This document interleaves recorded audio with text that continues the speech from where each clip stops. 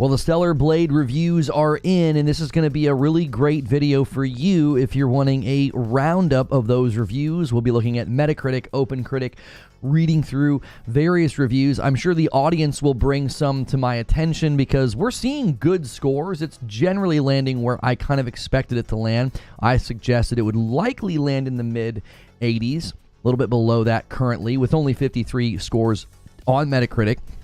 And then OpenCritic has a little bit more, but it's at an 84 there.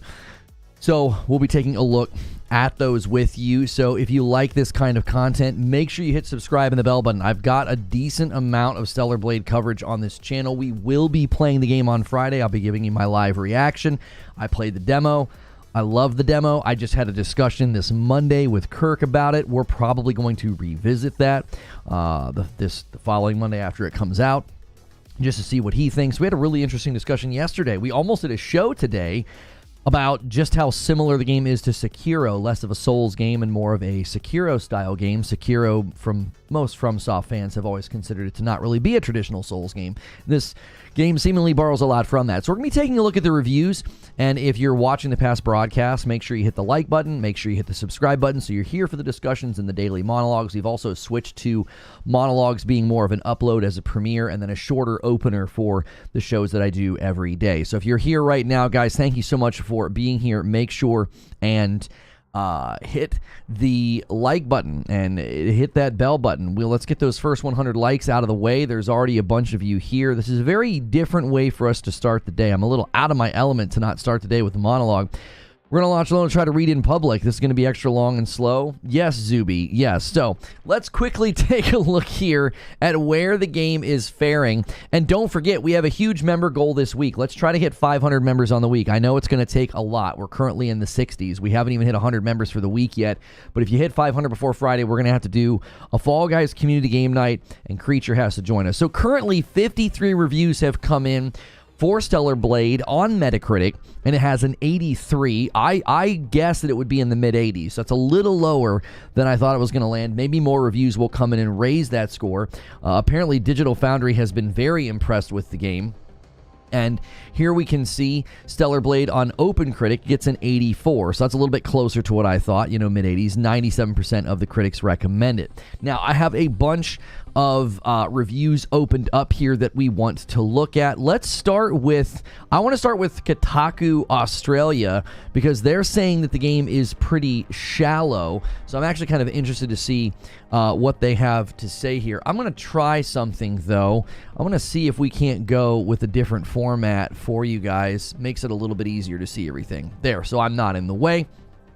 So, Stellar Blade review in progress, pretty shallow. So review in progress. Apparently, David Smith here maybe didn't have time to finish the game. Let's see. He says, I haven't played through Stellar Blade to commit to a full review yet. Sorry, I've been horrendously busy lately. Okay, so this is going to be not the full scope of the game. The few hours I've spent with Stellar Blade have left me with mixed feelings. Visually and technically, it's a fireworks display. Again and again, 100 different systems collide on screen to create a visual spectacle that made my jaw drop. I do think we're seeing this praised as well over there at Digital Foundry. They seem to like the fact that it runs very well. Apparently, it's gone up on OpenCritic to 85. So let's go and we can go back here and let's give this a little bit of a refresh. There we go. It's gone up on OpenCritic. Let's see if any more reviews have come through on Metacritic. We're just going to be kind of doing this throughout the day. So he bumped up from 53 to 54, still the same score.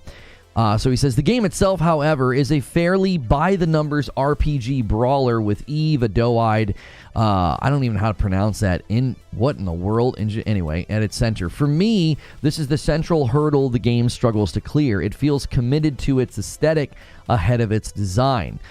This is kind of some of the stuff that Kirk was saying. He didn't feel like the design was as good. He felt like some of the execution of combat struggled.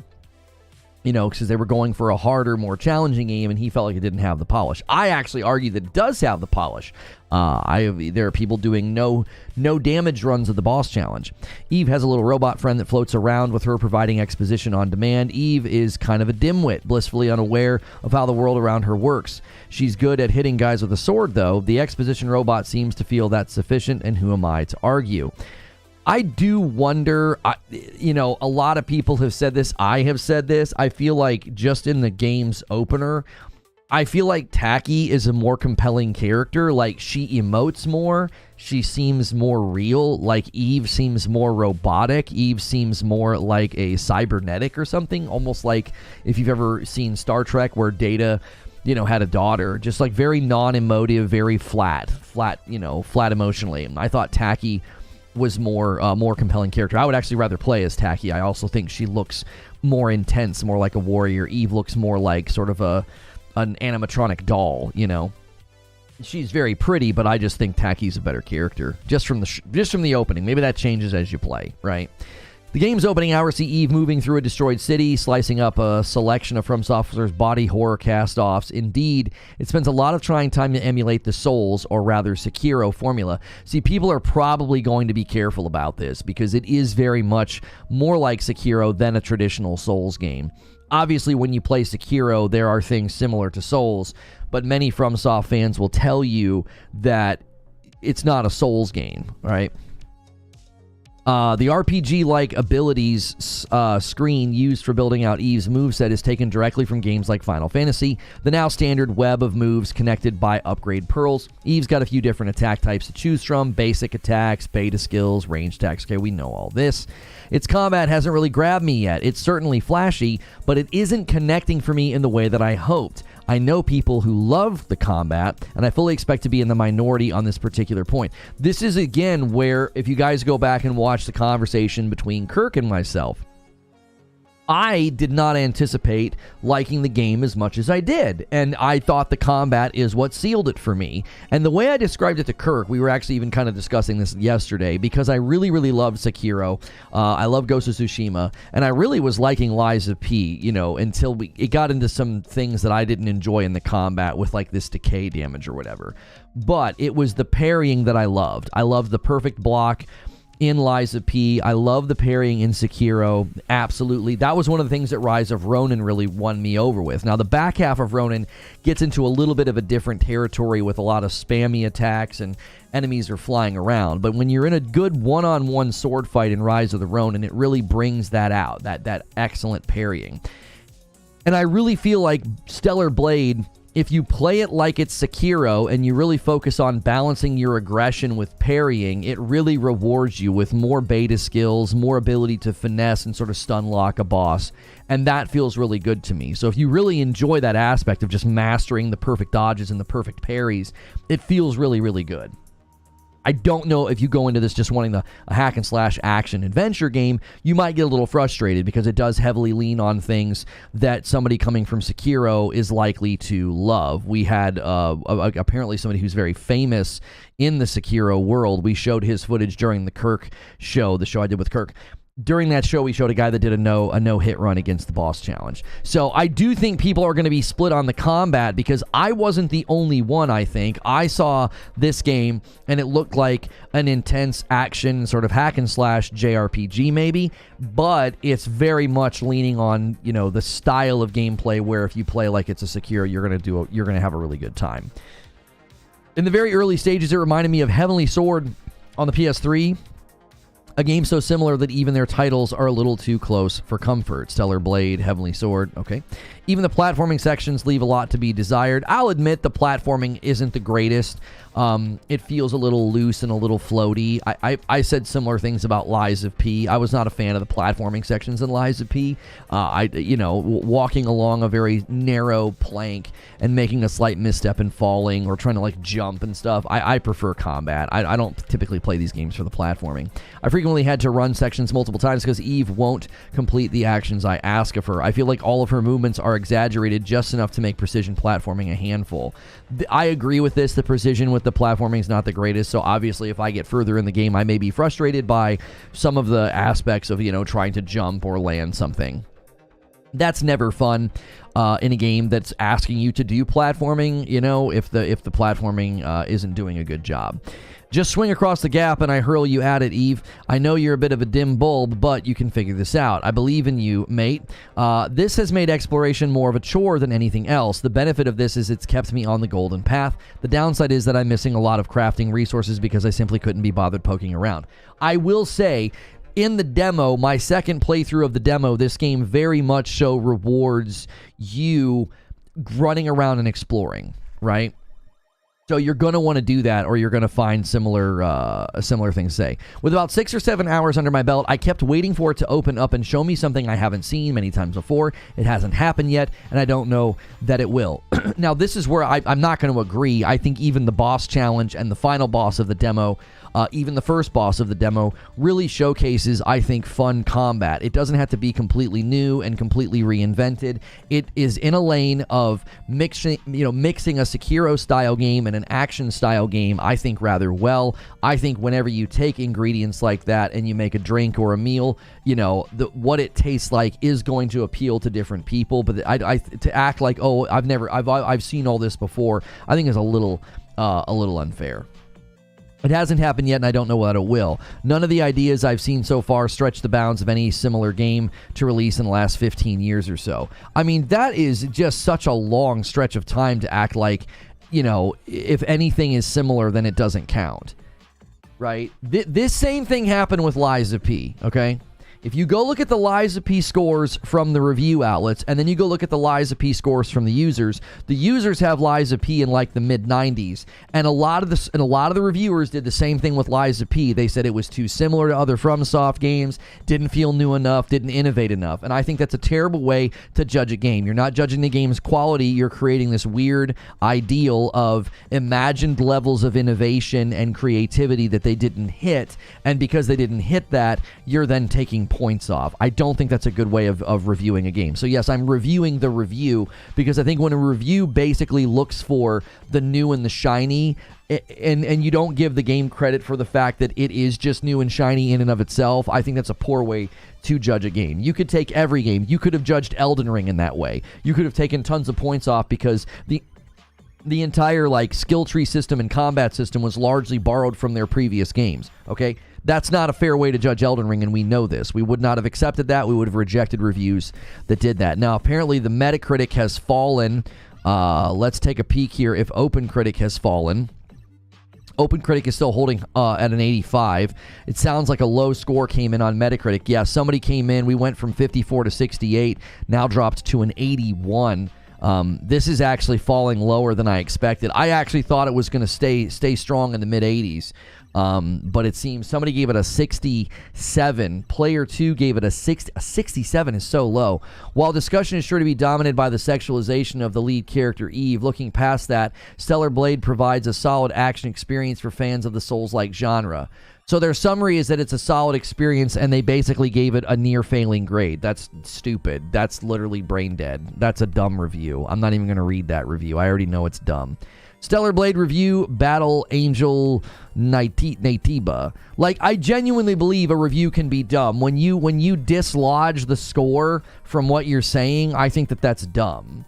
To say that it's a solid experience and then give it a 67, I think that's stupid. I think you're clickbaiting. You want people to click on your review because you gave it a low score. You're actually saying the game is a solid experience. I've never heard anybody say, yeah, it's a solid experience. It's a solid experience. It's a 60. It's a 67. That's stupid. We all know that's stupid. Some of these outlets, their only value and their only driving click rate is through intentionally giving something a bad score so that people go click on their review. That's dumb. All right, so IGN, I'm just going to scroll to the bottom here of IGN. Let's just get their conclusion. I just want to see what they concluded. They're giving it a 7. That seems a little low. Stellar Blade is great in all of the most important ways for an action game, but dull characters, a lackluster story, and several frustrating elements of its RPG mechanics prevent it from soaring along with the best of the genre. Okay, this seems balanced for IGN. Okay, this seems fair. They're saying, look, man, it's great in these areas, but these areas not so much. I'm actually curious what they say about the RPG elements. Let's see if we can find that part here. Side quests worth the trip. Maybe that's what they're talking about. Yeah, maybe the side quests are the aspects of the RPG that they don't feel are good. Yo, she's kind of cute with those glasses on, though, man. I dig glasses. First skills, beta skills, okay. Let's see. Here we go. You're going to be doing light RPG activities like exploring, restocking shops, changing your hair, picking up a quick and light request from a bulletin. Okay. True to everything else in Stellar Blade, none of these tasks were particularly interesting from a storytelling perspective, save for one involving a man and his love for a broken-down singing android. They do occasionally culminate in a big round 2 fight against a stronger version of a boss that I had previously fought, but outside of those few moments, I quickly found myself tired of the side quest grind. Okay, so here's my issue with this, all right? Here's my issue with this. Side quests are not always meant to be this particularly interesting from a storytelling perspective, okay? I don't know what RPGs this person has played, but that's generally true of most RPGs. When you grab a side quest, then that side quest is a lot of the times just sort of like a go kill some bunnies and bring them back to me, right? Go find some flowers and bring them back to me so I can make you a potion or whatever the heck. Like, I've been playing Rise of the Ronin, and most of the side quests are, hey, we got to go kill these guys over here because they've been messing with us. This guy stole something from me. I don't know what RPG you're playing where the side quests aren't essentially that. You know what I mean? I don't know. Oh, no, miss an opportunity there. Oh, for glasses? Yeah, guys, glasses are sexy. Get yourself a pair of Gamer Advantage glasses today, you know? Come on now, you know? Anyway, that was terrible. Use my code over there at Gamer Advantage. Use code Lono. They have sunglass attachments. They're very durable. They're very light. They're very comfortable, and they block the blue light when you're staring at screens all day. Anyway. So I don't find this to be... a worrying criticism. Now, if you're like this person, maybe this helps you make a decision, okay? Maybe this makes you help a decision. But if you're like me, I expect side quests to be very basic. I'm not going to take points off from a game if the side quests are not just like basically go do a thing, right? Okay, first off, many of these side quests have you returning to old levels in order to reach a specific spot to either pick up some sort of note or item to deliver back to the quest giver. Okay, I actually think that's maybe a valid criticism, that like you're just kind of retreading areas. Han shot first, and so did you. Joker Quinn with the first gifted member of the day. You guys are, y'all are going to struggle to get that goal to get Creature to play Fall Guys on Friday night. We're off to a pretty slow start this week. We usually start out quite a bit stronger. You guys are in like the 60s for the week. You need 500 for the Friday night goal. You guys are going to have to dig deep, all right? Joker Quinn starts it off. Let's see if we can't get a train going. Okay, while this mostly is fine in the more open-ended zones where there's a map and numerous fast travel points to make travel much less of a chore, it's an absolute pain when it comes to the linear levels where you have nothing to guide you but a blip on your compass. Most of the time, virtually nothing has changed in these levels either, so it's literally just retracing your steps through the same level, minus any of the surprises you might have encountered on your first time through, all to collect a single item that you weren't able to pick up before. Okay, now this, I believe, is a valid criticism. I could see somebody saying, that's not that compelling. You handed me a side quest to go back to an area that I have already been to literally just climb up a ledge and grab a note or a piece of paper. I think that's a fair criticism. Very fair. You know, and Jordan Lanham comes in and says, come on, boys, let's get a train going, and he gifts a member. There it is. Thank you so much. 81, yeah, Metacritic's dropped a little bit. It started at like an 84, and now it's dropped. Yeah, some people are giving it pretty low scores. We're seeing like 6s and 67s, which seems a tad low from what we're hearing. I think that seems a little low. Like the one review said it was a solid game and then gave it a 67. 67 doesn't sound like a solid game. That sounds like a bad game or a disappointing game. Backtracking's never that fun. I don't mind backtracking if you have a new enemy, a new boss, a new encounter, but like just backtracking to go climb and get a note, I agree with them. That's not a very good side quest. That feels like you're just filling up the game with padding and just reusing an area that I've already been through. What makes this worse? And another one from Raijin. He gives some member. Thank you so much. And guys, remember, every 25, I give 5. We are going for 500 on the week, but every 25, I give 5 to say thank you. Very rarely did I ever feel like the effort was worth the trip. Most of the rewards are just gold and XP. XP's great as level ups give you points to explore more of the Stellar Blade's well-developed skill trees, but later on, which was when the side quest fatigue started to settle in, skill points were less exciting because the remaining upgrades were either skills that I had passed on because I didn't really feel like I needed them, felt they were incrementally stat increases on moves that I didn't use very often, or were extremely situational upgrades. Then there's gold, which, well, for the most part, is useless currency in the latter half of the campaign. It's used pretty much exclusively for refilling consumables and getting more crafting components, which I practically never had to do because you find so many of these things just by opening various treasure chests. Okay, I think all of these are valid criticisms. I think this is completely fine to take some points off, you know, if you were hoping for these RPG elements to be better, you know, more thoughtful or whatever the case may be. So... same score as Ghost of Tsushima. I'm not quite sure why Ghost of Tsushima got such a low score, because if you go to Ghost of Tsushima Director's Cut, its score is significantly better. I do find that to be one of the strange scores of all the games I've ever played. Ghost of Tsushima is far better than the original Metacritic score. I'm not sure what happened. It feels like Days Gone, like it aged better. Over time, people were more fair to it or something. It is interesting. Like, they did some nice updates in the Director's Cut, but not enough to make the score completely change, you know? Nier Automata and Bayonetta are the best-in-class actions games, and they didn't score 90s. What do people honestly expect from this game? I expected mid-80s. I did not expect people to be giving it 6s and 67s, Paul. That seems a little bit low. Thankfully, Exploration fares better, so we're currently reading through IGN's review of Stellar Blade. If you guys are enjoying this review roundup, be sure to smash that like button. Let's set our sights on 200 likes. There's 150 likes already. You guys are crushing it. Let's see if OpenCritic has changed at all. OpenCritic is still holding strong at an 85. Only 37 reviews, though, so that is a lower review count. It's likely to fall on OpenCritic. Okay, we bounced back a little bit, 82, 83, so we just got about 20 more reviews on Metacritic. So the game has bounced back a little bit here on Meta. So we're reading through IGN's. I actually think IGN's review thus far has been very fair. I have not had an issue yet, other than I don't expect... The criticism that a side quest should be very story intensive or very intentional, I don't necessarily agree with that, but I agree with the criticism that, like, retreading an area to climb a wall to get a piece of paper is not a great side quest. 2 open zones of Stellar Blade aren't enormous, but they are densely packed with hidden collectibles and fun enemy encounters that always made me want to thoroughly explore as much as I could before making a break for the objective marker. Okay, so this is a very different perspective than the one that we just read.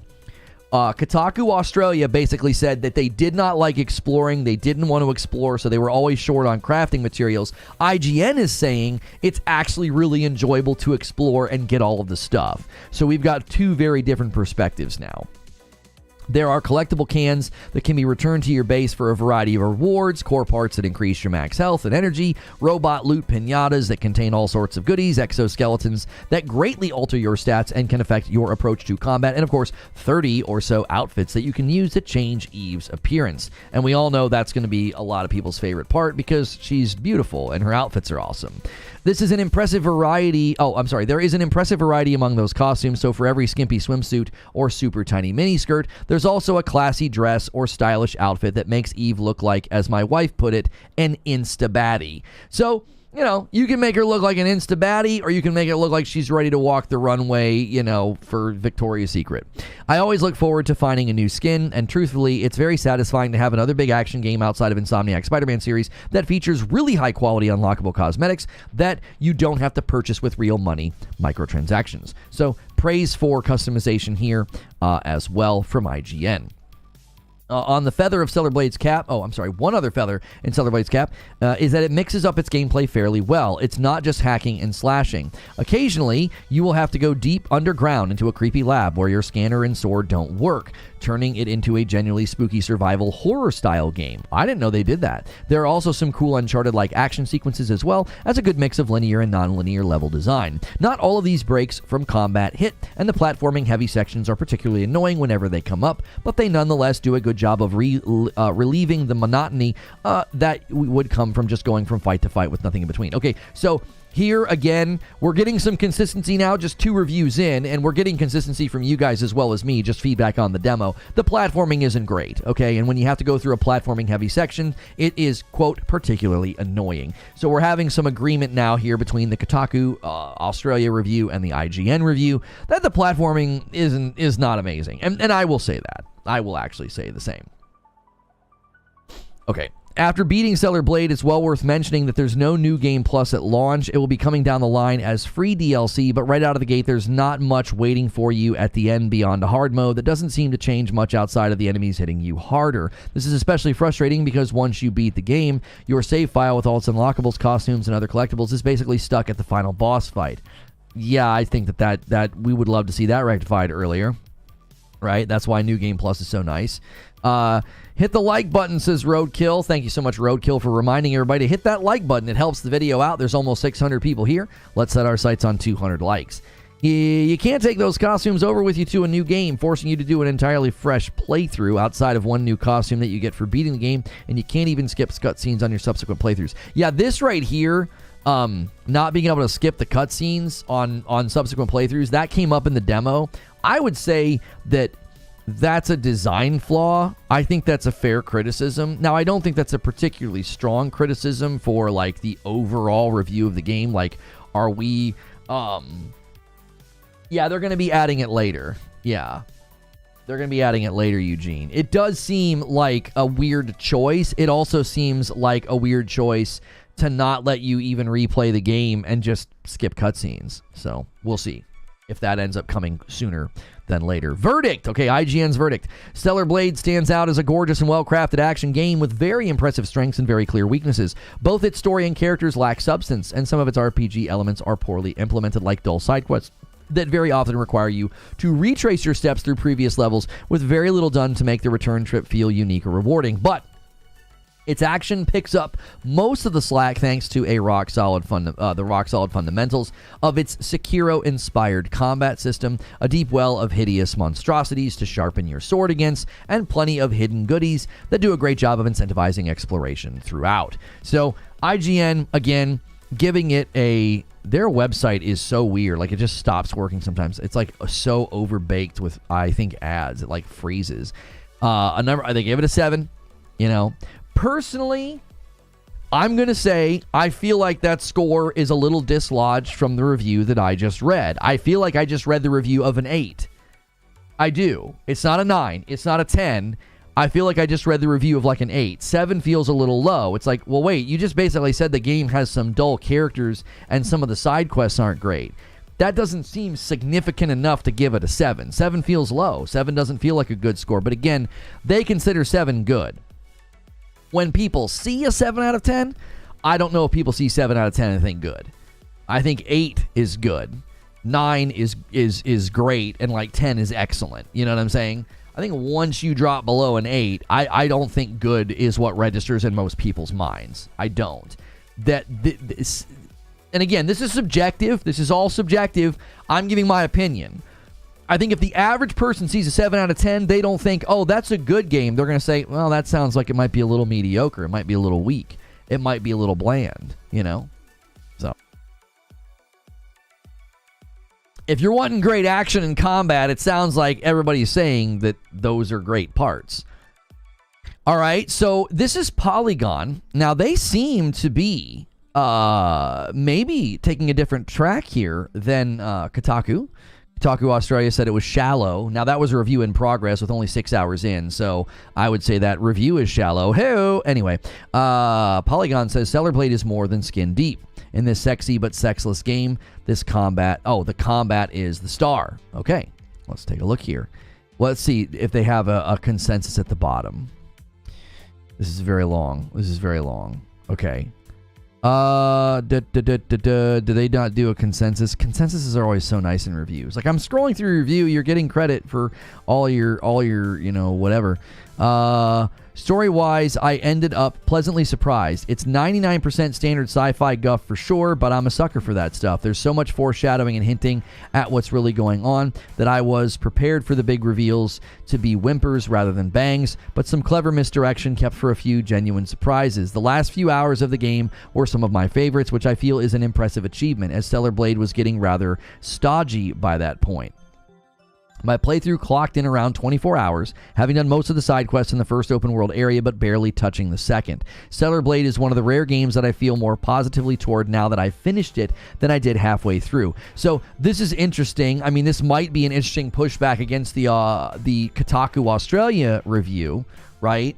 That the second half is when things pick up, so maybe the first half isn't good enough to judge it by, you know. I think ordinarily, once you're a couple hours into a game, you know if you're going to enjoy it or not. I accept that. If someone gets a couple hours in, they're like, I just didn't like it, I think that's fair. That's not the same as being like, well, I played for 2 hours and I'm going to give it a score. You know what I mean?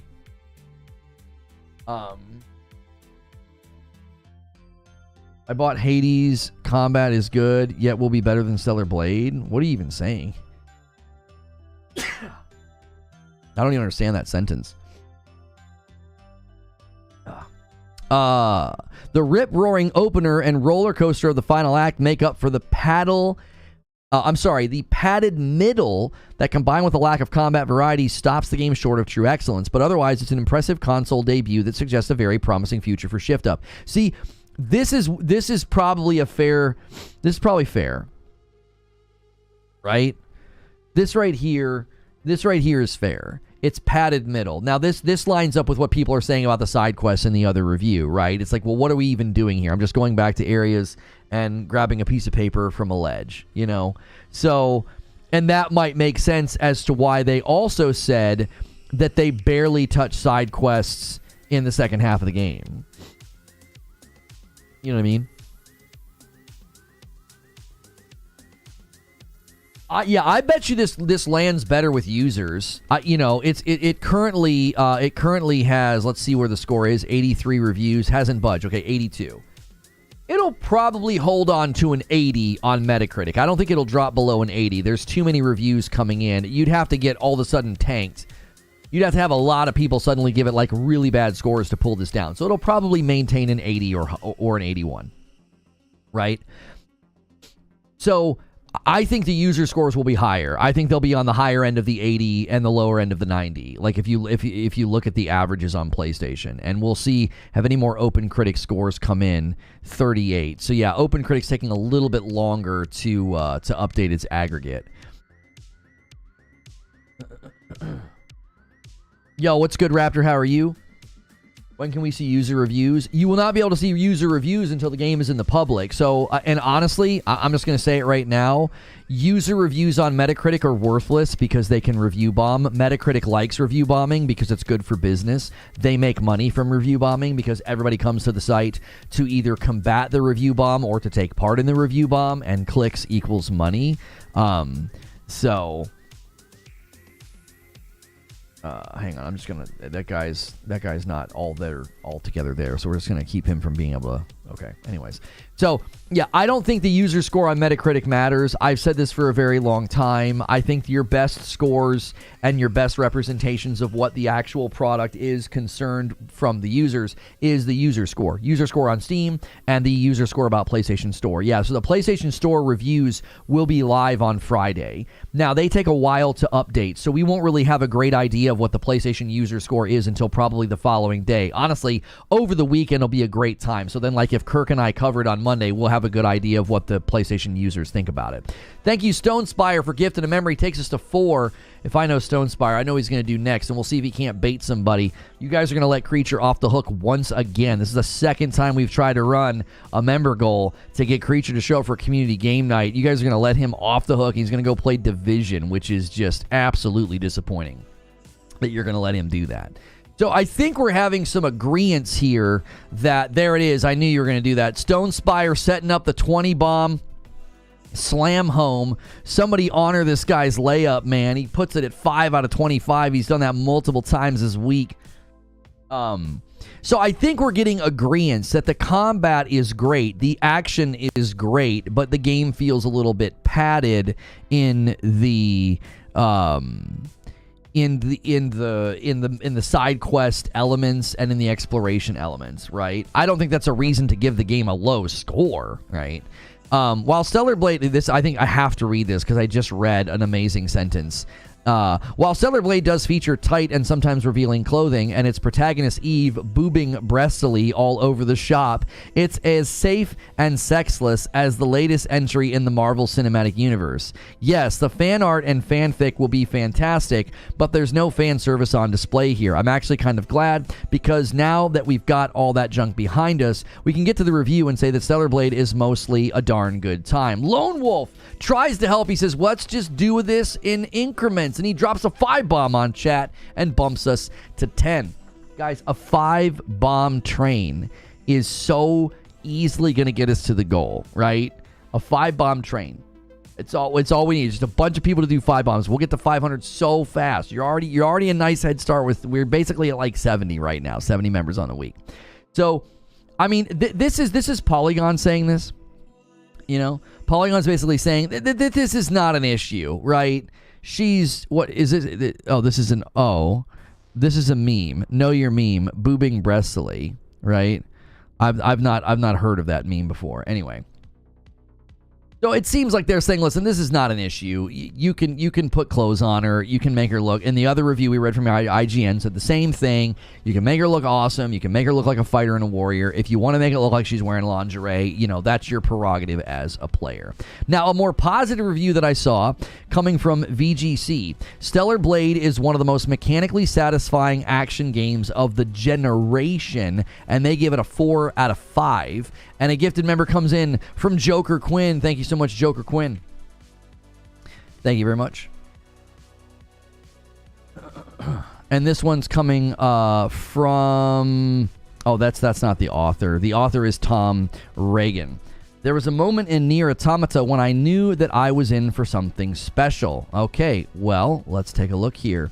After hours spent carving up silent mechanical automatons, one robot suddenly let out a jarringly human scream. Sprinting away from me in fear, I pursue this android anomaly across the arid desert, arriving at an eerily half-destroyed village. And to my horror, I discover a robot rocking an empty cradle, surrounded by androids, crudely simulating sex, repeating the word child ad nauseum. There's nothing quite so profound or unsettling awaiting players in Stellar Blade, a game that has already drawn countless comparisons to Yoko Taro's existential sci-fi classic. Yet while Stellar Blade's perfunctory narrative feels like set dressing, developer Shift Up uses these Nierisms to lay the groundwork for one of the most mechanically satisfying action games of this console generation.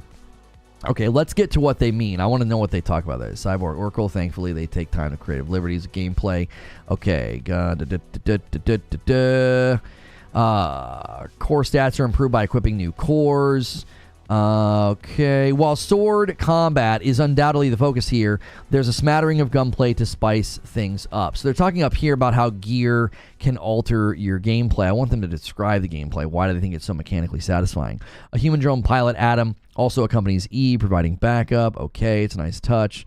Side quests, from preventing a mugging down an alleyway. Visual treat throughout. Still, the biggest complaint that you can level at Stellar Blade is its uneven difficulty. For 90% of the game, it feels expertly judged, if a little on the easy side, allowing a reasonable challenge while ensuring that perfect parries and dodges leave you feeling like a bona fide badass. This unravels, however, in a slew of hair-tearingly frustrating endgame bosses, following a point of no return that leaves you little opportunity to grind for skill points.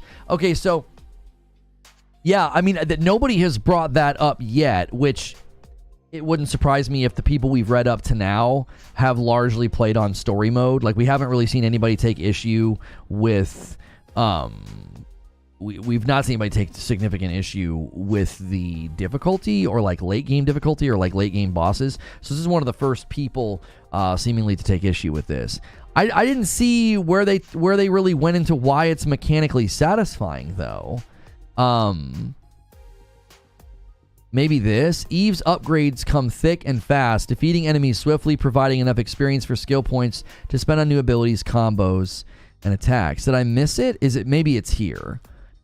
They take some creative liberties with its gameplay, wearing its Souls light influences on its augmented sleeve. Stellarblade combines Sekiro's lust for parrying precision with the frantic slashing of Devil May Cry. Where Automata's combat focused on lightweight scraps with legions of enemies, every blow in Stellarblade connects with a satisfying heft, transforming each one-on-one encounter into a teeth-gritting duel.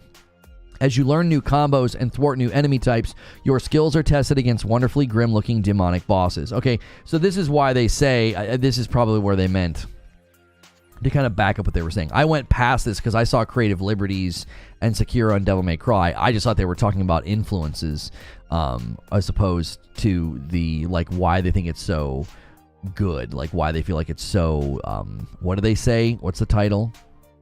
It is mechanically satisfying.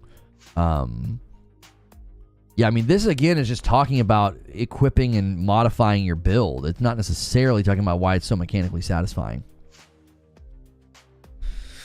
So they're giving it a 4 out of 5. And here we have TechRadar with a little tongue-in-cheek title, Stellarblade Review Near, as in to be near something, Automata.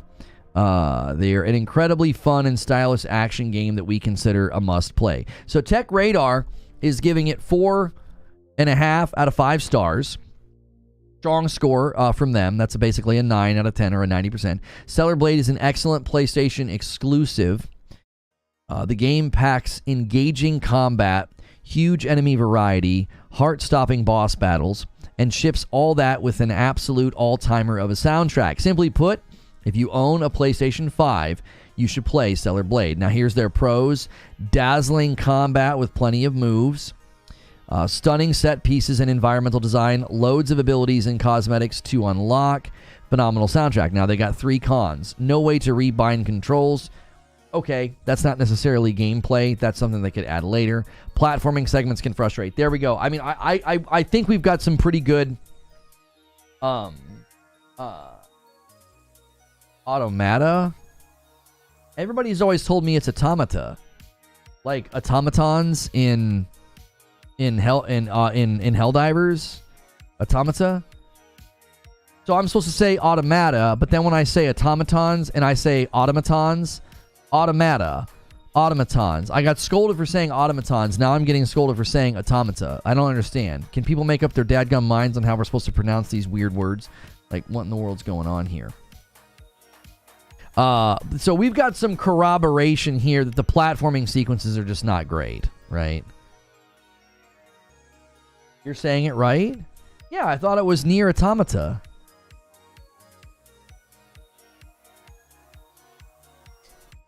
The Brits pronounce it different, but that doesn't count. Yeah, I mean, any pronunciation from British doesn't count. Come on. All right. Story takes a while to really get going is another con that they have. So we now have agreement. I think every review that we have looked at, can we... There we go. I was going to say, we go one size zoomed in bigger. We want to see the stupid ad. Yeah, so we've got agreement now across 3 reviews that the platforming is frustrating or not that great, which I don't find this hard to believe after playing the demo. Like, that's not hard to believe at all. Stellarblade is an immensely... Oops, sorry, everybody. Stellarblade is an immensely impressive game that presents slick, sublimely animated combat, jaw-dropping environmental design, and one of the best soundtracks I've heard in years. Despite some irksome omissions, occasionally abstract quest design, and wonky platforming sections, it'll undoubtedly be a Game of the Year contender for many. If you have a PlayStation 5, then Stellarblade is an essential play. So, this is the question. Will it get Game of the Year nomination? Judging by where Metacritic is landing right now, I would say no. It's not even going to get a nomination. Now, I could see it getting Action Game nominated because that's usually an easier category to compete in because you're not competing against every single game. You're only competing against the games that kind of fall into that category. I don't think it would necessarily win the Action Game category, but I could definitely see it getting nominated there. But based off of this and the way we know the jury process works, this game will likely not be getting a Game of the Year nomination. Now, if we get to the end of the year and an 82 or a low 80 is strong enough against the competition, then maybe. It just depends on how the year goes. It depends on where all the other games land. Because last year, this would not be enough to get a Game of the Year nomination. This would be too low, right? This would be too low to get a nomination last year. Now, this year might be different. We might be seeing, you know, a variety of score spectrum this year compared to last. But as it stands right now, probably not. Oh, and yeah, I don't think it would win the action category. I do think Prince of Persia is probably going to win that category. Or maybe Tales of Kyncera. Tales of Kyncera has some really, really good mechanics and aspects of the action. I do think Prince of Persia has a bit of an advantage, though. You know, bigger developer, bigger game. You know, a little bit more into it. So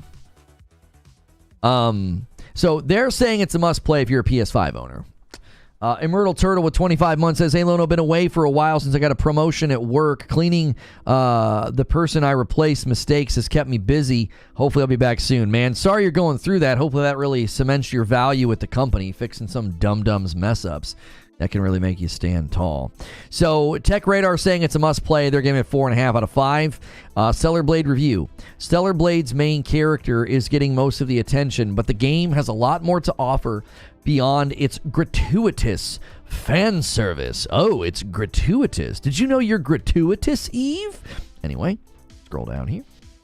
Stellar Blade has been turning heads since the days it was known as Project Eve, but its new status as a PlayStation 5 exclusive has greatly enhanced its profile. Developed by South Korean studio Shift Up as the studio's first AAA game, it's understandable that some may be skeptical about the developer's ability to deliver a game that lives up to the high standards set by other PlayStation exclusives. Many doubts were put to rest when fans got their hands on the Stellar Blade demo, and the full version of the game proves the demo wasn't a fluke. Stellar Blade is yet another excellent PS5 exclusive and a potential Game of the Year candidate. So they're saying they think Game of the Year candidate.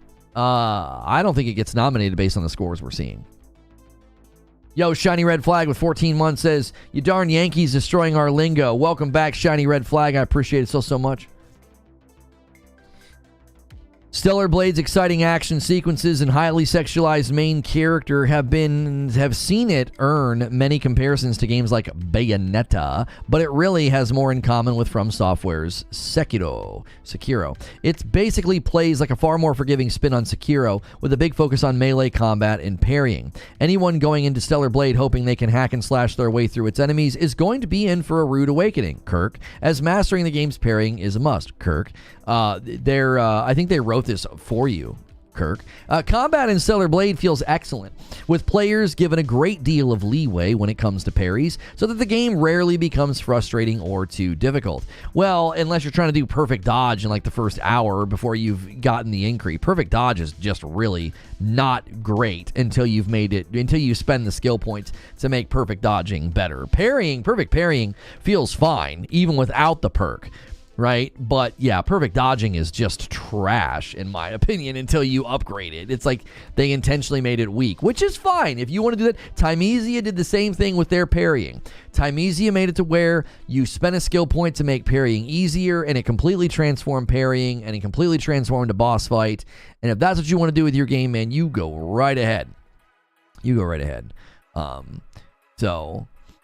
Okay. Oh, and thanks for the shout out on Twitter, Shiny Red Flag. Reforge Gaming's doing a live roundup of reviews right now, worth watching if you're considering the game. I appreciate that. That's very kind. Thank you. Got a follower out of that and everything. Thank you. Let's see here. As long as players are patient and learn boss patterns, they will have no problem pulling off perfectly timed blocks that leave their opponents wide open for devastating special attacks. Yeah, I do think that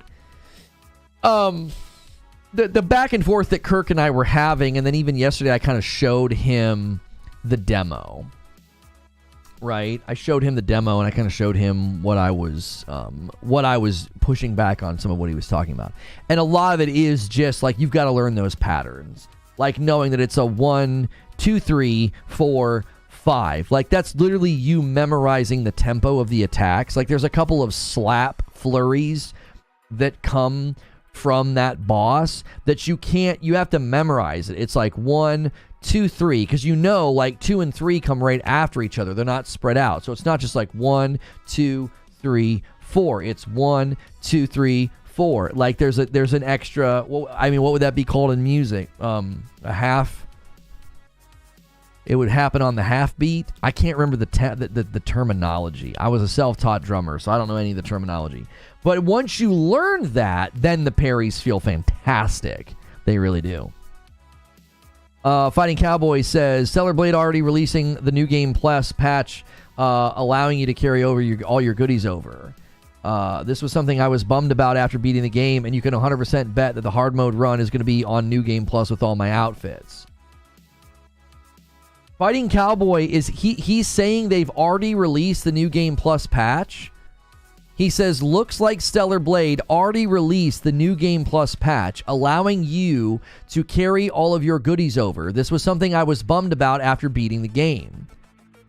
He says, was super bummed at the item of starting over without my outfits. No longer a concern. Here, I'll show you guys. Here, let me pull it up. I'll show you his tweet. Yeah, New Game Plus has already been added to the game. So that criticism's already basically dead. Here you go. In New Game Plus, so this is he screenshotted this. All your equipment, currency, items, and records, character enhancements, drone upgrades, acquired skills, and owned SP that you have gained up until the previously completed game's progress will transfer to the next game. However, your game progress will reset and will not carry over. Now all they need to do is push out a patch that lets you skip the cutscenes, right? That's all they need to do now. That's pretty fast. Is it a day one purchase now, Eugene? Eugene's like that Leo meme. First you had my curiosity, now you have my attention, or whatever he says. I forget the line. Like Sekiro, every enemy in Stellar Blade is a threat that must be taken seriously. And also, like From Software games in general, the boss fights are the real highlight of the experience. Eugene says no. Okay, that's fine. You can play whatever you're playing there. I think you're playing Plague Tale. Stellar Blade has some incredible boss fights that deliver in terms of gameplay and pure spectacle. Each battle is a heart-pounding affair that ends with a brilliantly animated and occasionally jaw-dropping QTE scene that leaves the bosses decimated. From Software fans know the overwhelming sense of satisfaction and relief that comes from conquering the bosses in those games, and Stellar Blade captures the exact same feeling. It will appeal to Souls-like fans, but it's not a Souls-like, they're saying here. And this is a really, really good indication to make. And that's why I want to read this, because we kind of debated this yesterday in members. And this is a long-standing debate, right? You know, people will tell you that Sekiro is...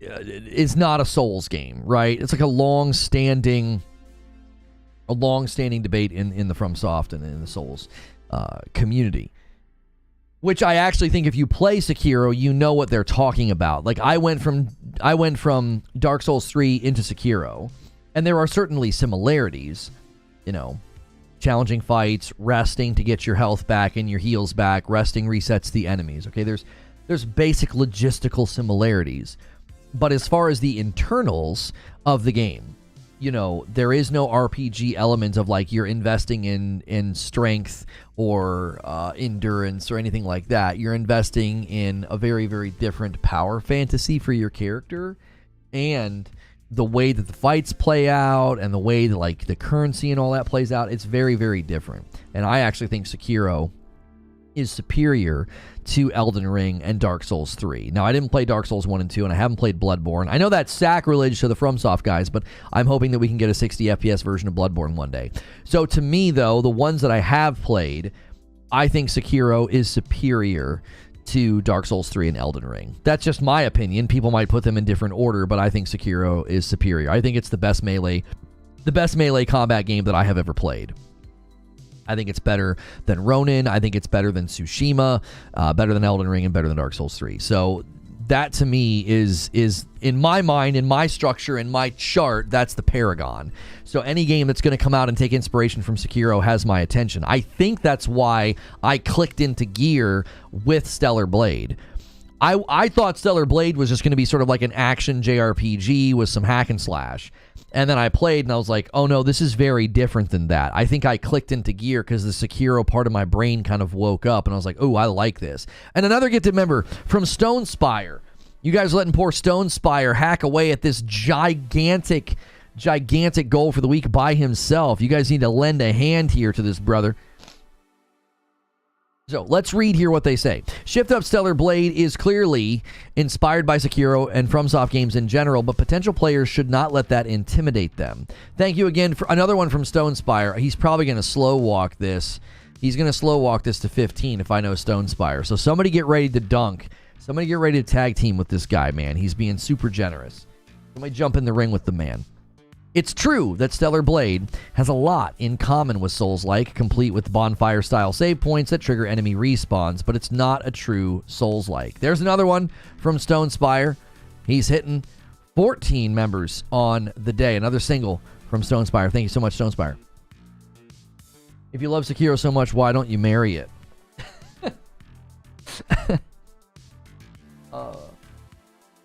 There it is. Another one from Stone Spire setting up the 10-bomb dunker. We'll see if they leave you hanging once again, Stone Spire. This guy's been putting in the work, man. He is so dope.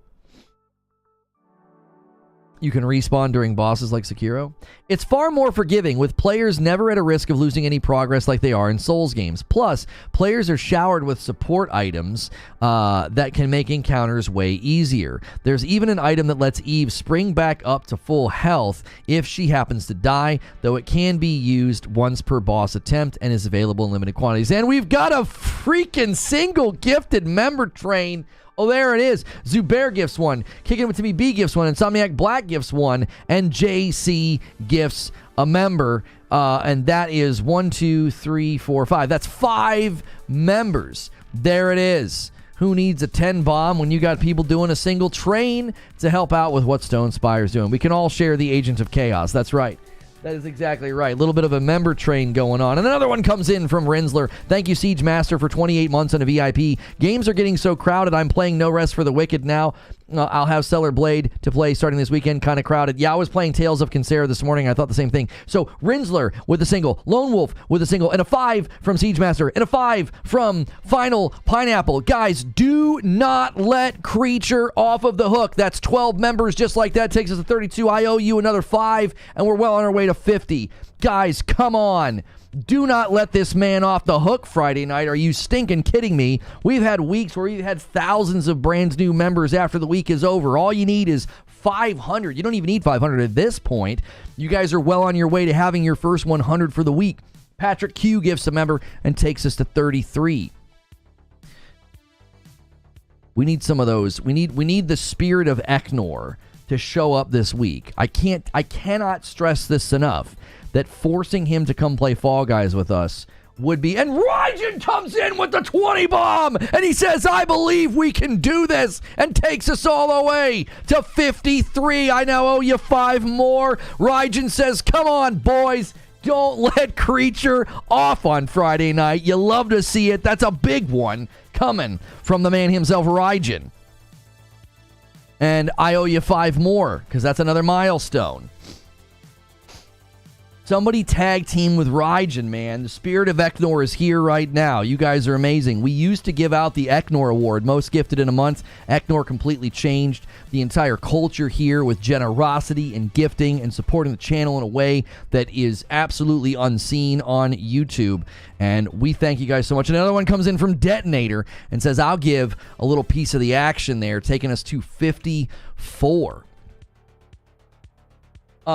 Yes, Rip Eknor. I think we just hit like the 1-year anniversary of his passing. Yeah. Boss transformation scenes. Yeah. I mean, the very first boss that you fight when you complete the demo, he turns into like, you know, he doesn't change, but he pulls down lightning, and so his attacks change. Changes the fight. Yeah, a phase, second phase. It's very much Sekiro. Okay, here it says, plus players or shower support items. Oh, yeah, we already read this. So, yeah, you can do the mid comeback thing, or the death comeback thing. It can only be used once per boss attempt and is available in limited quantities. Yep, sounds like Sekiro to me. Wait, couldn't you just always do that in Sekiro? I'm having a hard time remembering. Didn't you get to a point where you basically just always had the I can come back to life thing? Yeah, he turns into Thor. Yeah.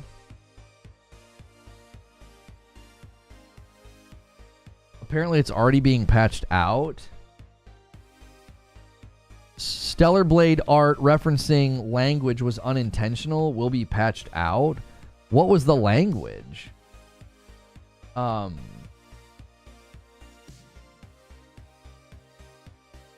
Day 1 patch 4 gigs. Sekiro, you had to earn the revives. Oh, yeah, you got more by doing death blows. That's right. That's right. You like earned them in the fight. Okay. It spreads the dragon sickness. Sekiro is just that. It's just that game I want to replay so badly. Same with Ghost of Tsushima. You know? If you guys are enjoying the show, do me a favor and take a second and hit the like button. You might be lurking. You might be, you might have the screen minimized or something like that. You might have chat in the way. Take a second and do that. Hard. What? Oh, because the spray paint says hard and then the letter R is there. The R shop is around the corner. Hard R. Oh, yeah, that's obviously a complete and utter accident. That could not have been intentional. And they're, are Koreans even aware of that? Like, that's probably not something they were even aware of. Okay. Gonna read on a little bit more here from Game Rant. Anyone that takes the time to thoroughly explore the world and complete Stellarblade side missions should have more support items,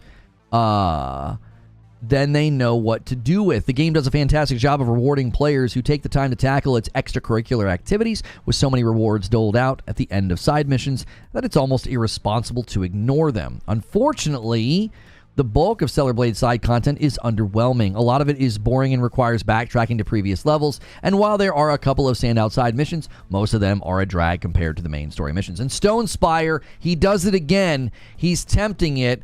Don't you guys ruin it. 55 out of 75.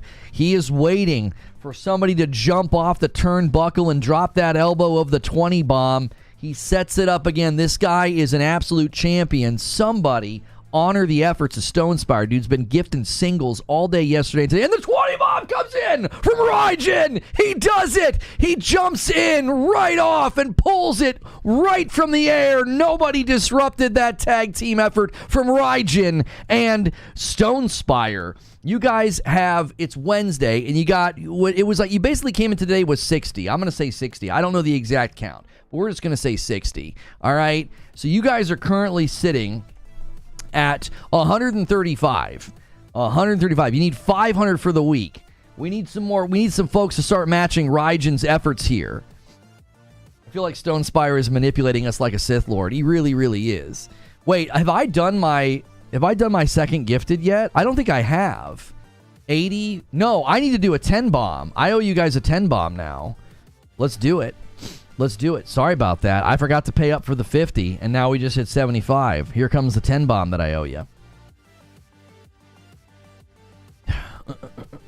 And keep smashing that like button, guys. Let's set our sights on 300 likes. There was almost 600 people here a little bit ago. That's an easy like count to hit. Eugene says people are so soft. I can't believe the devs are removing the hard R shot from the game. People are so soft. Well, it's probably better just to say, hey, that was an accident. We're going to remove it, than to be like, no, we're going to leave that. That's part of our artistic vision. Like, it was just a stupid accident. You're welcome, Pierre. By the way, if you're one of the lucky people, 90 people today.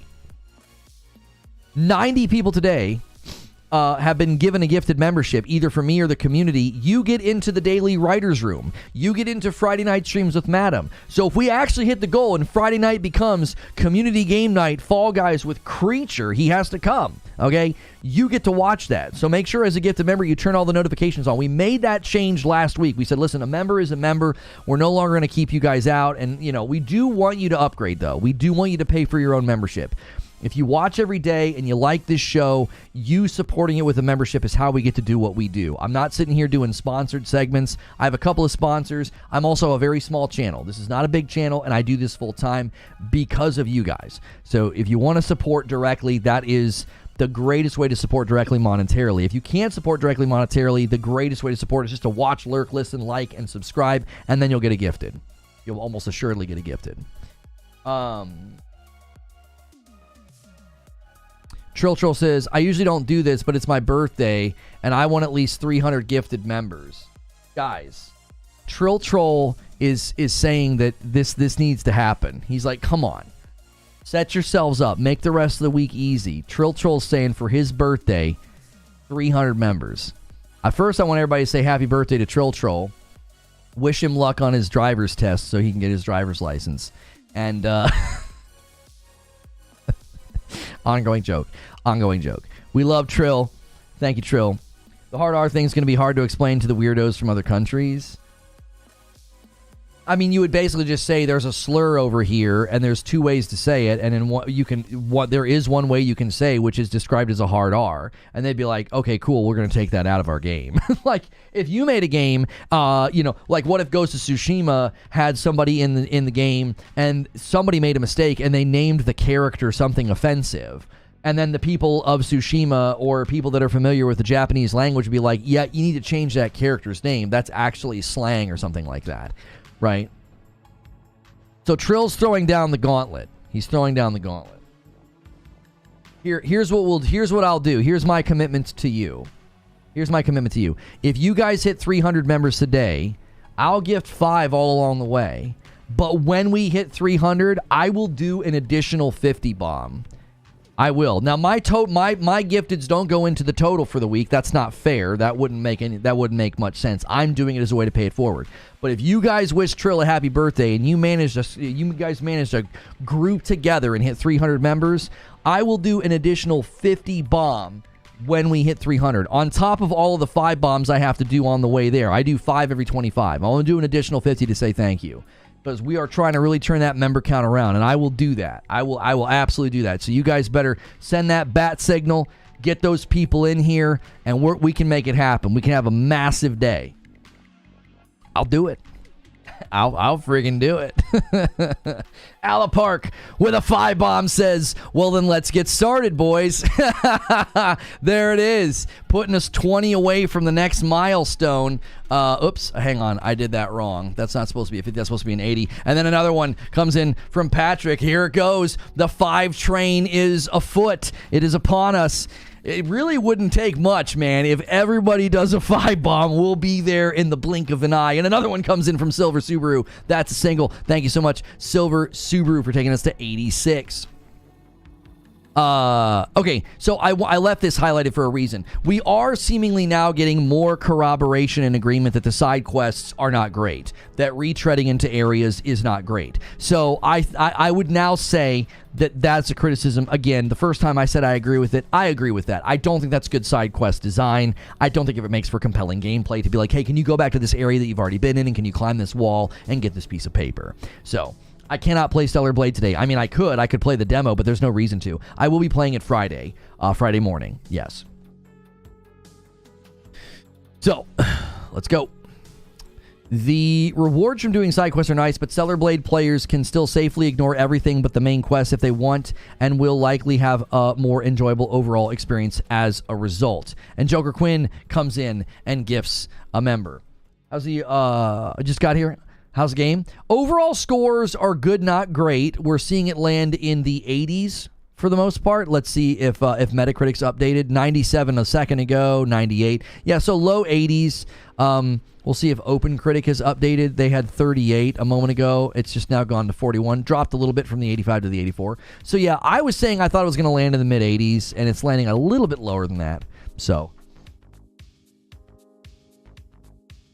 now I get why Trill's so defensive of Eve. She's his birthday date. Yes. There is no filler or other time-wasting nonsense padding out of Stellar Blade's runtime, ensuring a constant stream of fun fights and interesting locations to explore. From a gameplay standpoint, Stellar Blade's main story missions far exceed expectations. So this, again, is agreement with other things that we have read, that the side quests feel a bit like padding, and that the main, Can you read my message for Trill? Patrick Q says, happy birthday, Trill, you jerk. 21 months in a VIP. Thank you so much, Patrick Q. Sorry I missed that. All the gifteds were shoving things. Stellar Blade got a day one patch, 4 gig, popped up when I turned on my PS5. Yes, the day one patch adds New Game Plus, and probably a host of other fixes. But yeah, that was one of the main things. One or two of the reviews pointed out that there was no New Game Plus. And so that adds that. Stellar Blade story leaves something to be desired. This again is agreeance that we're seeing from other reviews saying that the story's not that great, characters are a bit dull. I honestly feel like maybe these people played it with the English as well. Like when I played with the Korean, I didn't feel like the characters were dull. And maybe that's because I don't speak Korean. I mean, I can say a couple of things in Korean because I have friends that have taught me some of the Korean things you can say. However, I will agree that the story doesn't really interest me, so I'm not that concerned. I'm not getting this game for the story, and neither are a lot of you. Okay, so just don't even act like that's a big important thing for most of you. Anyway, Stellar Blade doesn't come close to reaching the same level of quality, though it's cheesy enough and still entertaining. In the world of Stellar Blade, strange monsters known as Natiba have taken over the planet, forcing humanity to retreat to space. Stellar Blade protagonist Eve is sent back to Earth to fight these monsters. Instead of using armor or mechs or any kind of powerful machinery that its established people have access to, Eve decides to fight wearing next to nothing most of the time. Stellar Blade unapologetically sexualizes Eve. And a single comes in from Jay Wright and takes us to 88 members on the day. Thank you so much. Kirk says, I think you have to account for the fact that the majority of people will experience English, though, at least in our market. Oh, for sure. For sure. And I think that's where it does fall flat. I've seen the scenes with the English voices, and it does. Everyone feels very dull and dim-witted.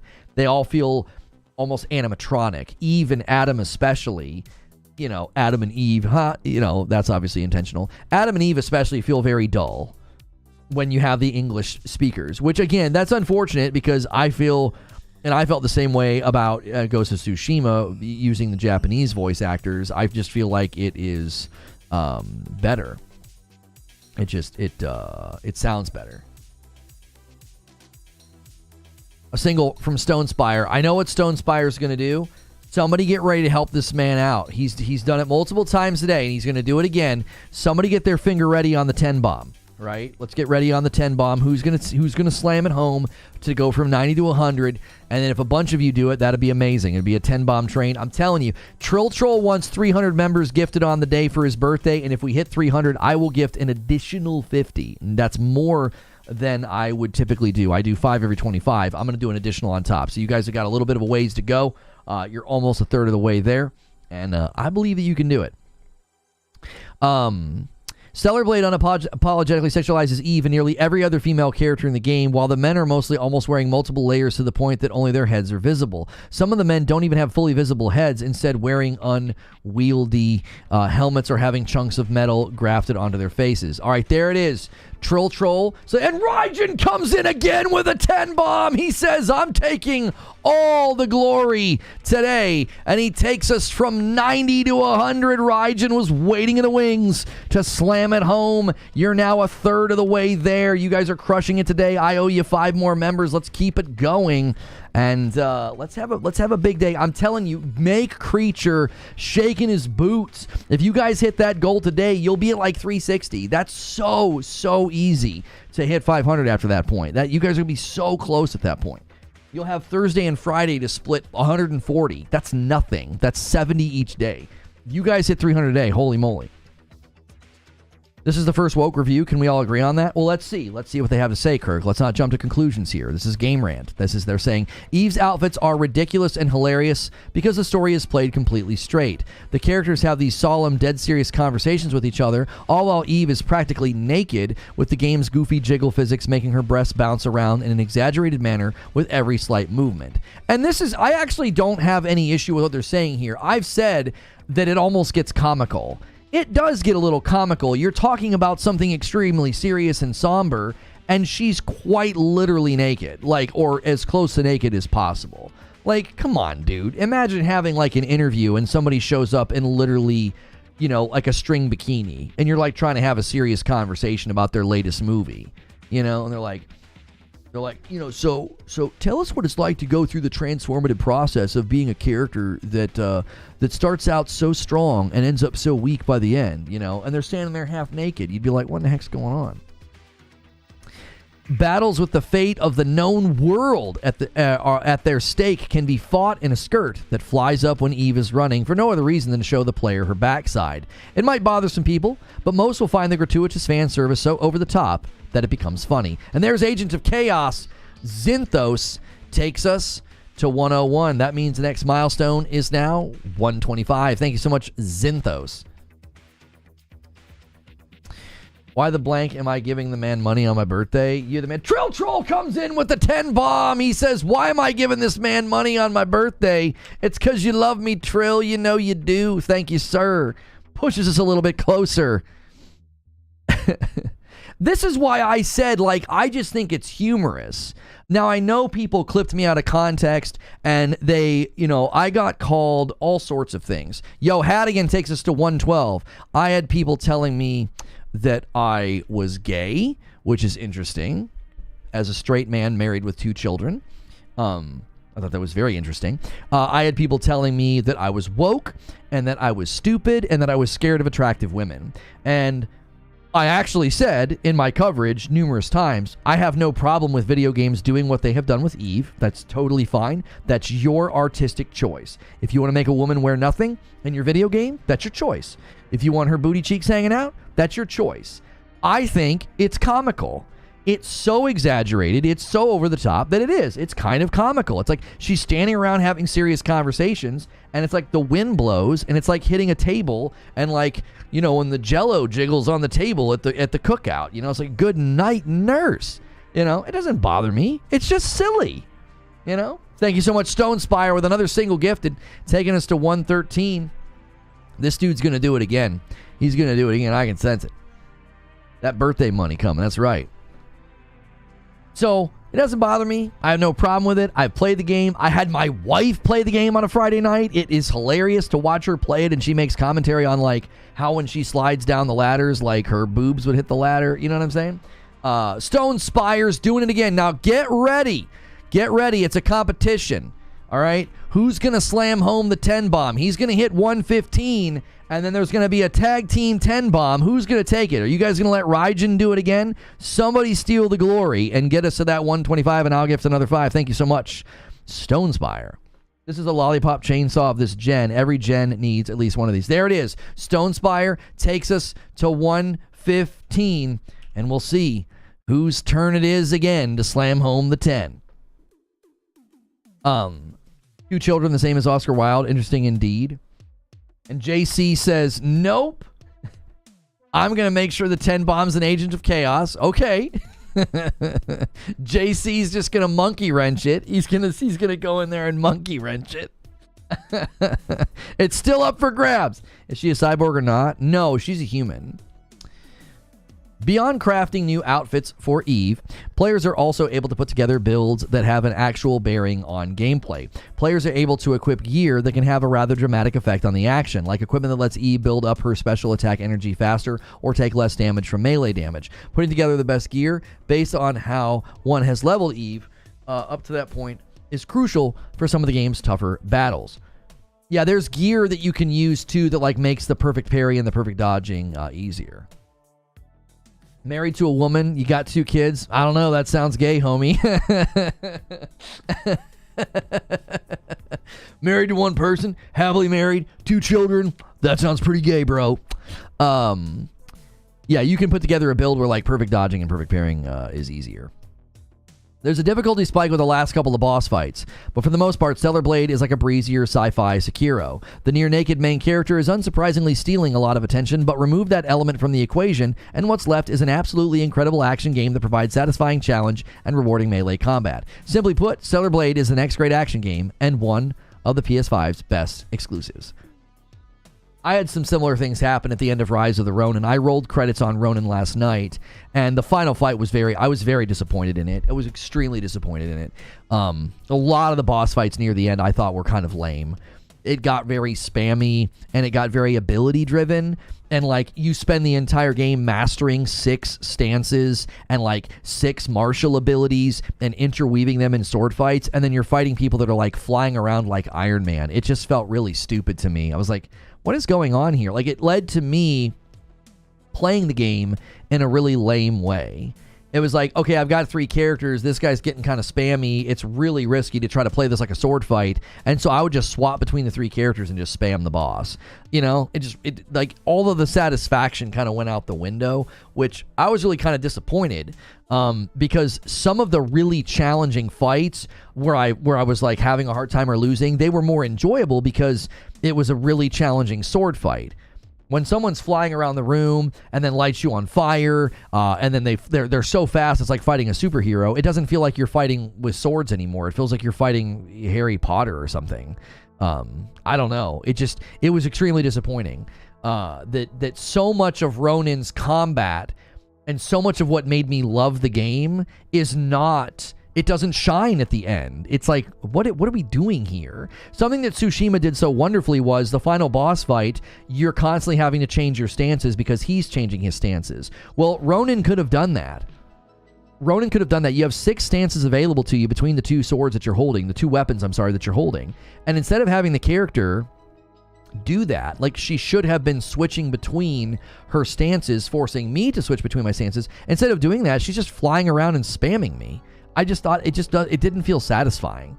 It didn't feel like the culmination of the combat system that they built throughout the entire game. So it seems like that's not what happens here. It seems like there's just a bit of a difficulty spike at the end of Stellar Blade. But again, if you've built yourself to get easier parries, easier dodges, then you should be fine. Tape your comments. Oh no, you just ruined it? I'm not sure what you're saying. Endgame bosses in Neo kind of suck as well. Seems like a pattern for the dev. I got to the last third of the game. There's like 3 chapters. I got to the last third, and I was consistently fighting bosses that I was like, this isn't fun. Like, it's not a sword fight anymore. It's not 2, skilled, bladesmen going against each other. I'm freaking fighting Harry Potter and Iron Man. It was just weird. It didn't feel satisfying.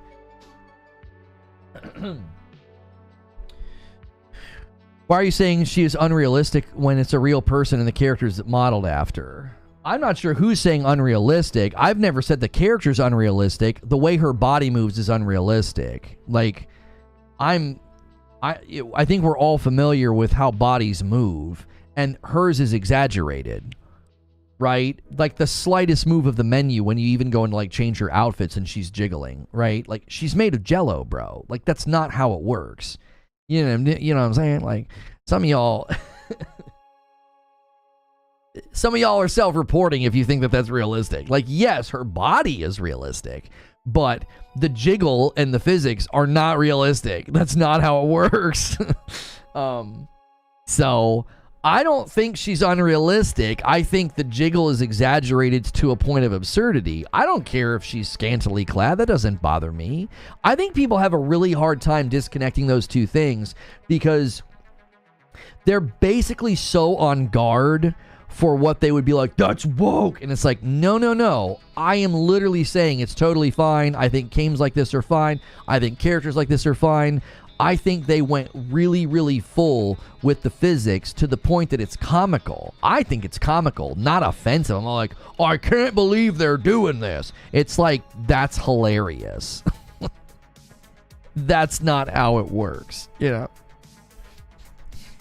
it's fine. They're allowed to do that. That's their artistic vision for the game. I'm not even criticizing it. It's just a lighthearted observation, People are so overly protective of this game. You know, she might as well be your real life girlfriend. You know, what'd you say about Eve? Oh my word. Angry Pete is onto something. Maybe that's how it should work. Yeah, maybe it's low grav. You know, is she in a low grav environment? Okay, they talked about... Okay, so here's their final score. Game Rant gives it 4.5 stars out of 5. That's a strong score, a 90.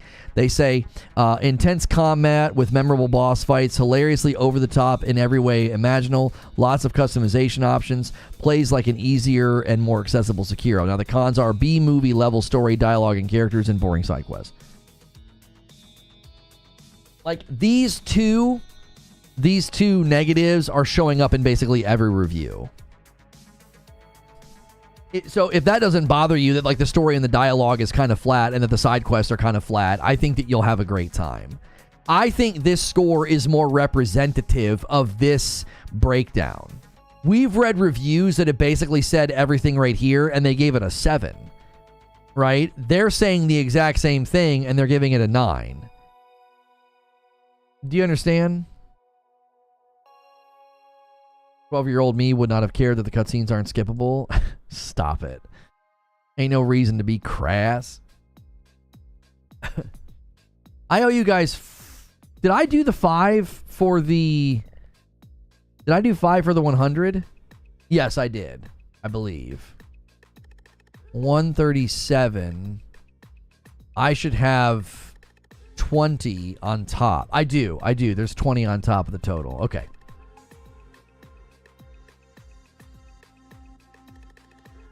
I don't view it as comical personally. It's just what it is. That's not the craziest jiggle physics I've seen. Not by a long shot.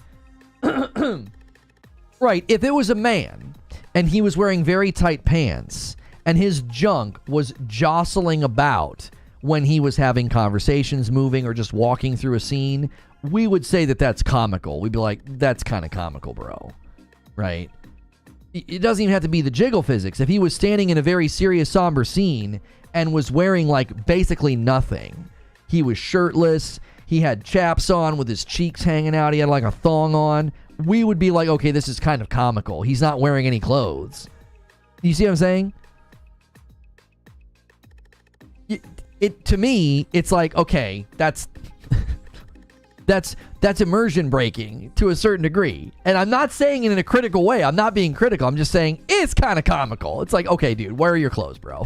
Why aren't you wearing any clothing? What are you doing? We're getting ready to go fight a war. You're getting ready to fight a boss whose head is the size of a Volkswagen Beetle and it's a chainsaw, like, and you're naked. Okay. Like, come on, bro. You know what I mean? You're getting ready to work a shift, you know, at Chippendales, you know? Did you just get off from Chippendales and you're ready to fight? Come on. You know? Yeah, some junk jiggle. You know, let's get some junk jiggle physics. You know, really that's what it is. I think we're all complaining about the wrong thing. You know? I think we're all complaining about the wrong thing. If we're all about equality, where are the men and where is the junk? Where's the junk jiggle? Right? Where's the skin tight outfits for the dudes? You know?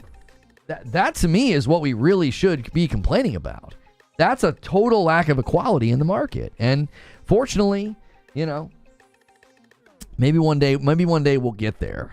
Maybe one day society will get maybe one day something with society will get to the point where that's what we get. We need some helicopter emojis, you know. All right, Push Square. What Push Square have to say? All right, let's see. Stellarblade review.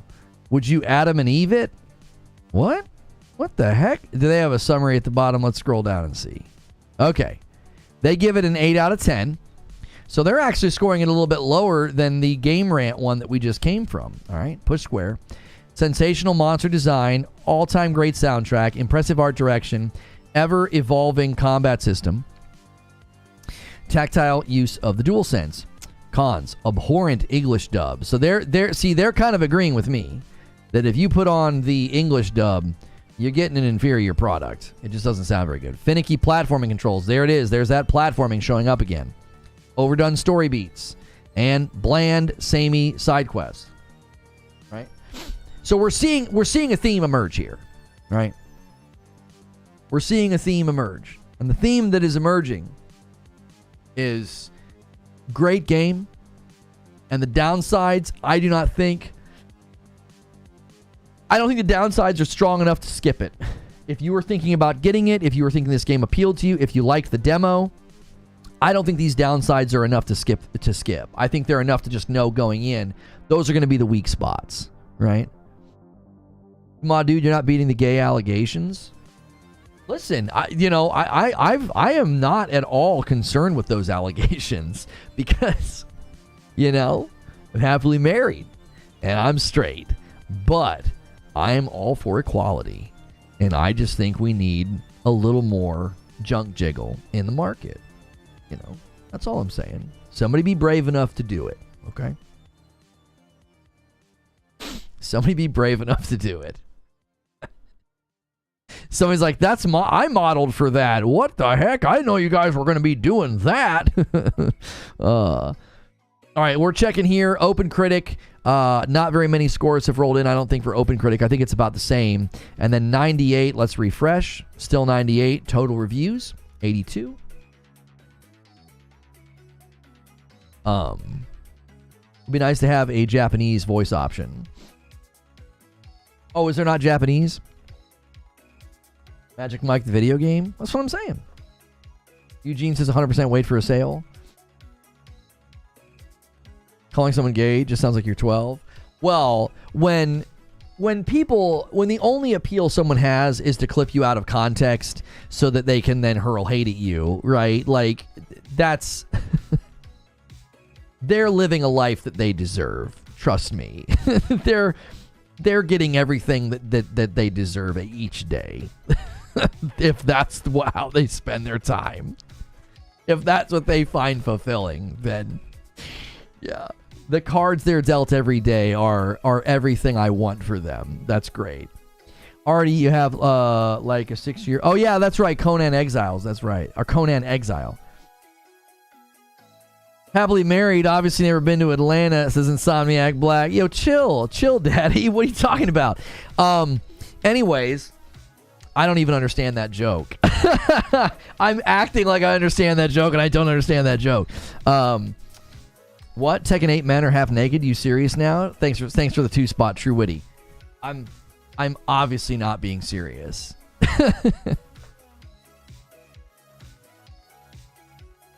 I'm obviously not being serious. Anyways, all right. I'm gonna give you guys. We can't do this all day because there's only so many reviews to look at. I'm gonna give you guys an opportunity. Are there any reviews you want me to read? Are there any? Should we go read the 67? We should probably go read the 67 and see why they gave it a 67. Right? Let's go. But you guys are going to run out of time. There was a gauntlet thrown down today. Trill Troll for his birthday wants 300 members, 300 gifted members. I gift 5 every 25, and I said I would do an additional 50 bomb if we hit 300. You guys got a little bit of a ways to go. You're going to have to dig deep, send out the bat signal, try and get some of the big boys in here to help out. Anyone remember Leisure Suit Larry? It was my first introduction. Oh, yeah, I remember Leisure Suit Larry. I never got to play it, but I remember it. Okay. All right, let's go to the negative reviews. There are no negative reviews. Okay, there's mixed reviews. All right. Let's go to the lowest score. Games Hub gave it a 60. Video Gamer. I feel like Video Gamer has been scoring things low lately. I'm not super familiar with their platform. But, now, wait a minute. Games Hub is being credited as a 60. Let me just show you something here. Something's not right. They're registering as a 60 on Metacritic, but when you go to their review, where'd the stars go?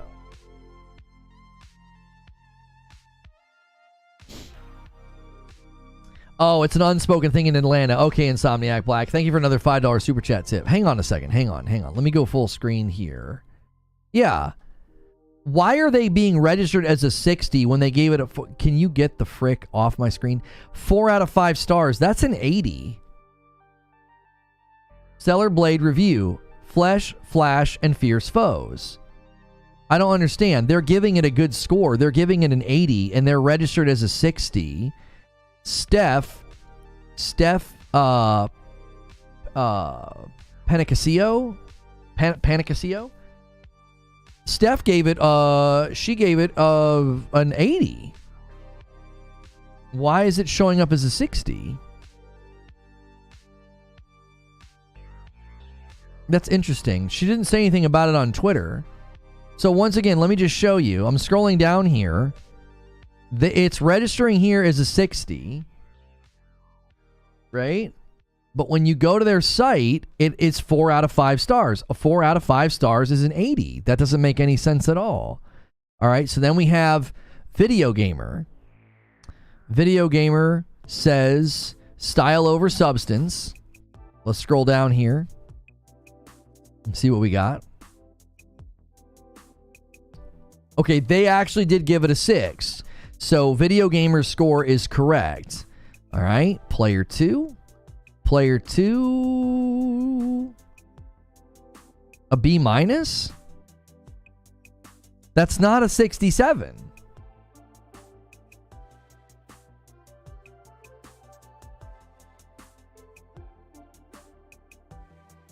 I don't understand. A 67 is not a B minus.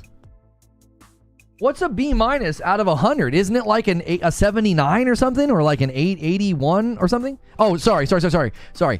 I forgot I hadn't changed scenes. So here's Player 2. They give it a B minus.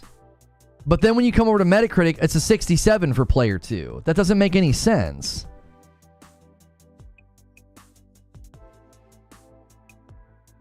A B minus is probably low 60s. In what universe is a B minus low 60s?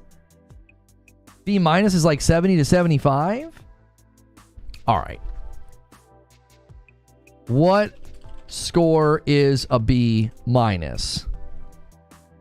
B minus is 80 to 82% on a 4.0 scale. Like I said, I was thinking like 79 to 81. Yeah, it's a low 80. You give it a B minus and then you strut over to Metacritic and give it a 67? That doesn't make any sense at all.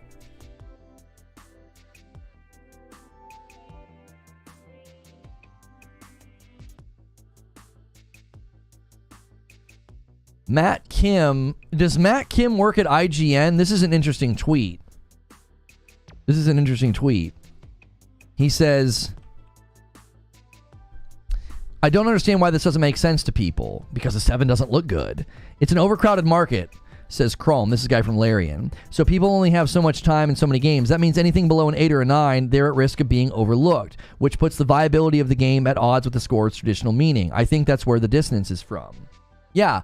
Also, if your son came home and told you he got a 70% on a test, you wouldn't say, that's a good score. You would say, that's average. That's not that great, bro.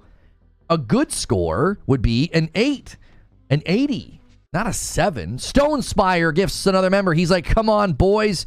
The member well is dried up. We're not going to hit that big stretch goal of the day. You're not going to get the 50 bomb from me. 4 of the 10 paragraphs of that article are talking about her looks. Which article are you referring to? Fuzzy. And another one from Stone Spire takes us to 118.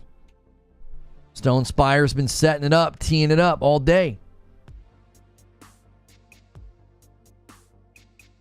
Stone Spire does another one. He's setting up a slammer, guys. It's going to be 120 in a second. 70 to 75% is a D plus or a C minus. That's what I'm saying. A 7 is not good. Like, you can call it good all you want, IGN. Nobody sees a 7 and says, oh, that's good. That's a good game. They say, that sounds like an average game. It sounds like a mediocre game. because we think in the realm of test scores. Nobody sees 70s and 80s and 90s and thinks like, well, yeah, a 7 is good.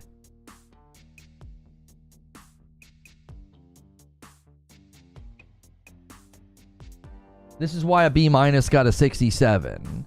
The difference between Aussie and American grades. There it is. Stone Spire sets up the 120. We'll see if anybody's there to help him out with a dunker. A B- is like a 5 to a 6. What?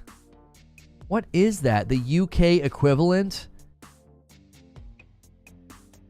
What the heck? And AOZ slams home the 5 bomb to take us to 125, and I now owe you guys 5 more. That math ain't mathing. Here's what's stupid about that. Did they consider a B- a not great grade?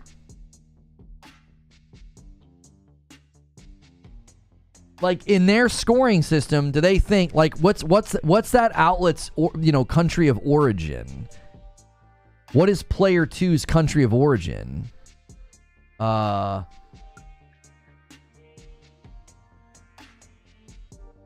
It doesn't say credits, maybe? About Us credits? Oh, .net.au. They're Aussie. Okay.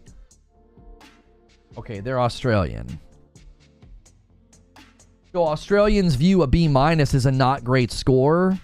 A 50 is passing on Australia. Well, what the frick, Australia? You're coming to Metacritic.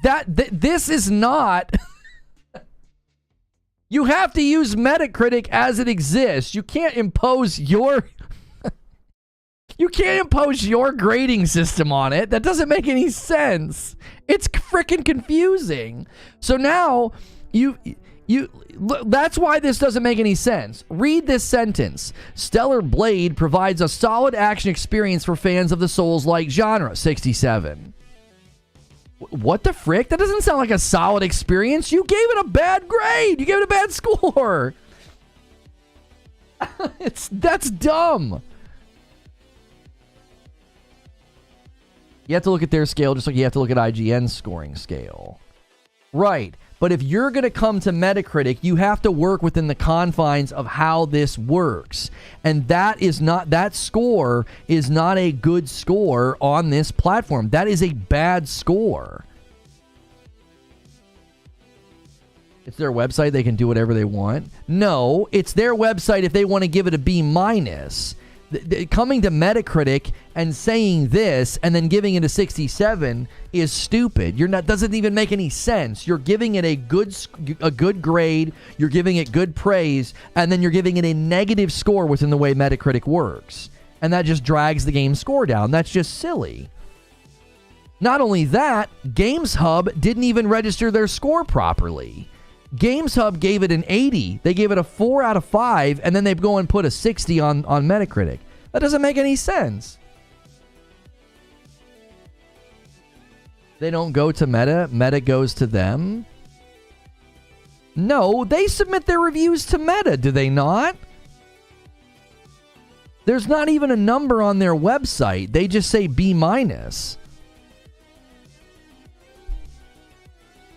It's Meta's fault. You're blaming the wrong person. Okay, so let me understand this. This company here, Player 2, they don't submit their score to Meta. So these guys here, GamesHub.com, they don't submit their score to Meta? Yo, James Baker gifts a 5 bomb and takes us to 130. That's a 20 bomb setup right there because that rolls us forward to the 150. That'll be the halfway mark of the big goal today if we hit 150.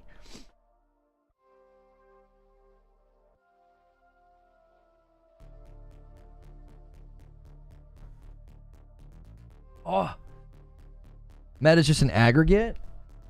No, Meta's not just an aggregate because not every website gives a score. Not every website gives a score. They have to submit a score. You can't go to every outlet and be like, yo, let's just aggregate their score. Meta's the one who takes a letter grade and converts it to a number. Eugene, I don't know. I feel like you might be speaking out of turn. Do we have concrete information, verifiable, objective fact that these people do not submit their scores to Metacritic? Metacritic goes and gets them. I thought you had to be like approved and you like logged in and like you submitted your score and then linked to your review on Metacritic. I didn't think Metacritic went out and said, oh, let's go grab everyone's scores, because not everybody even gives a score. Some outlets, you'll just read their review. There's no 4 out of 5 stars. There's no 83. There's no 71. There's none of that. They just give their review, and yet they still show up on Metacritic with the score.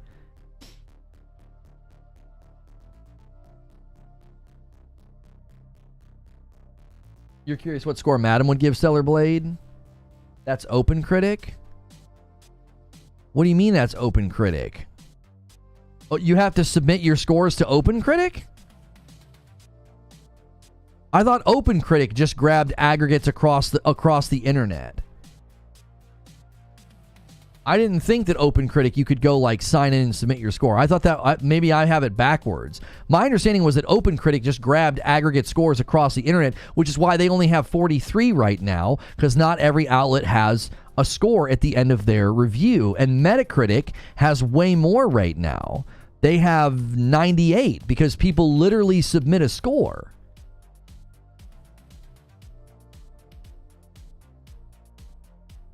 The site says Metacritic aggregates music, game, TV, and movie reviews from the leading critics.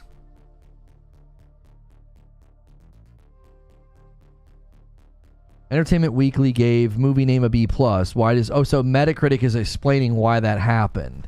They have a help article that explains a movie score did something similar, apparently. Entertainment Weekly gave movie name a B+. Why does Metacritic list their grade as an 83? When you compute the average of a B+, 45, 5, and this, it just looks at you funny and gives you an error message. When you tell a computer to compute the average of 83, 45, 50, and 10, it's much, much happier. Thus, in order to make our computers happy and calculate metascores, we must convert all critics' scores on a 100 scale. So for the letter grade scale used by Entertainment Weekly, an A represents 100 and an F corresponds to this. Of course, we could have performed this conversion behind the scenes and displayed the original grades of a movie game. I remember all you have to really do. Yeah, that article doesn't say... We curate a diverse group of highly respected critics and assign scores to their reviews. The weighted average of those scores results in a single number in color, the Metascore, or Must Badge Showcase. Our Must Badge Showcase is the best entertainment is determined by the most respected critics. That still doesn't say that these people don't submit their own scores. So explain this to me then. What did Metacritic do? Why does this company here give it a 4 out of 5, which is an 80? And why is it being represented like wrongly on the website as a 60?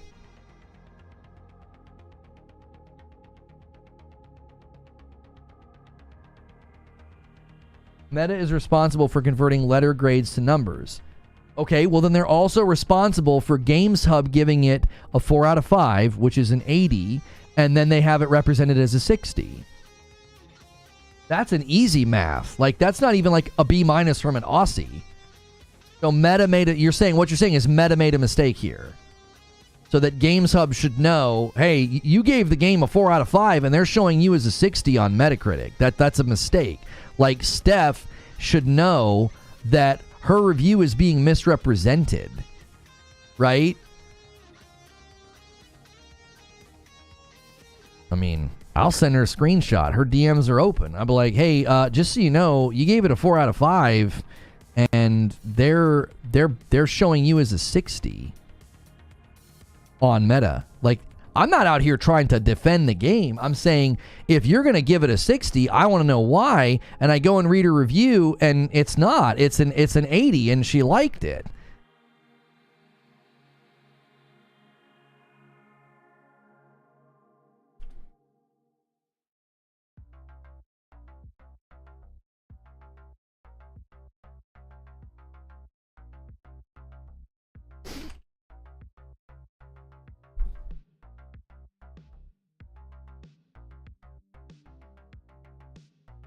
I said, just a heads up, you gave the game 4 out of 5, which is an 80, and Meta is showing your review as a 60.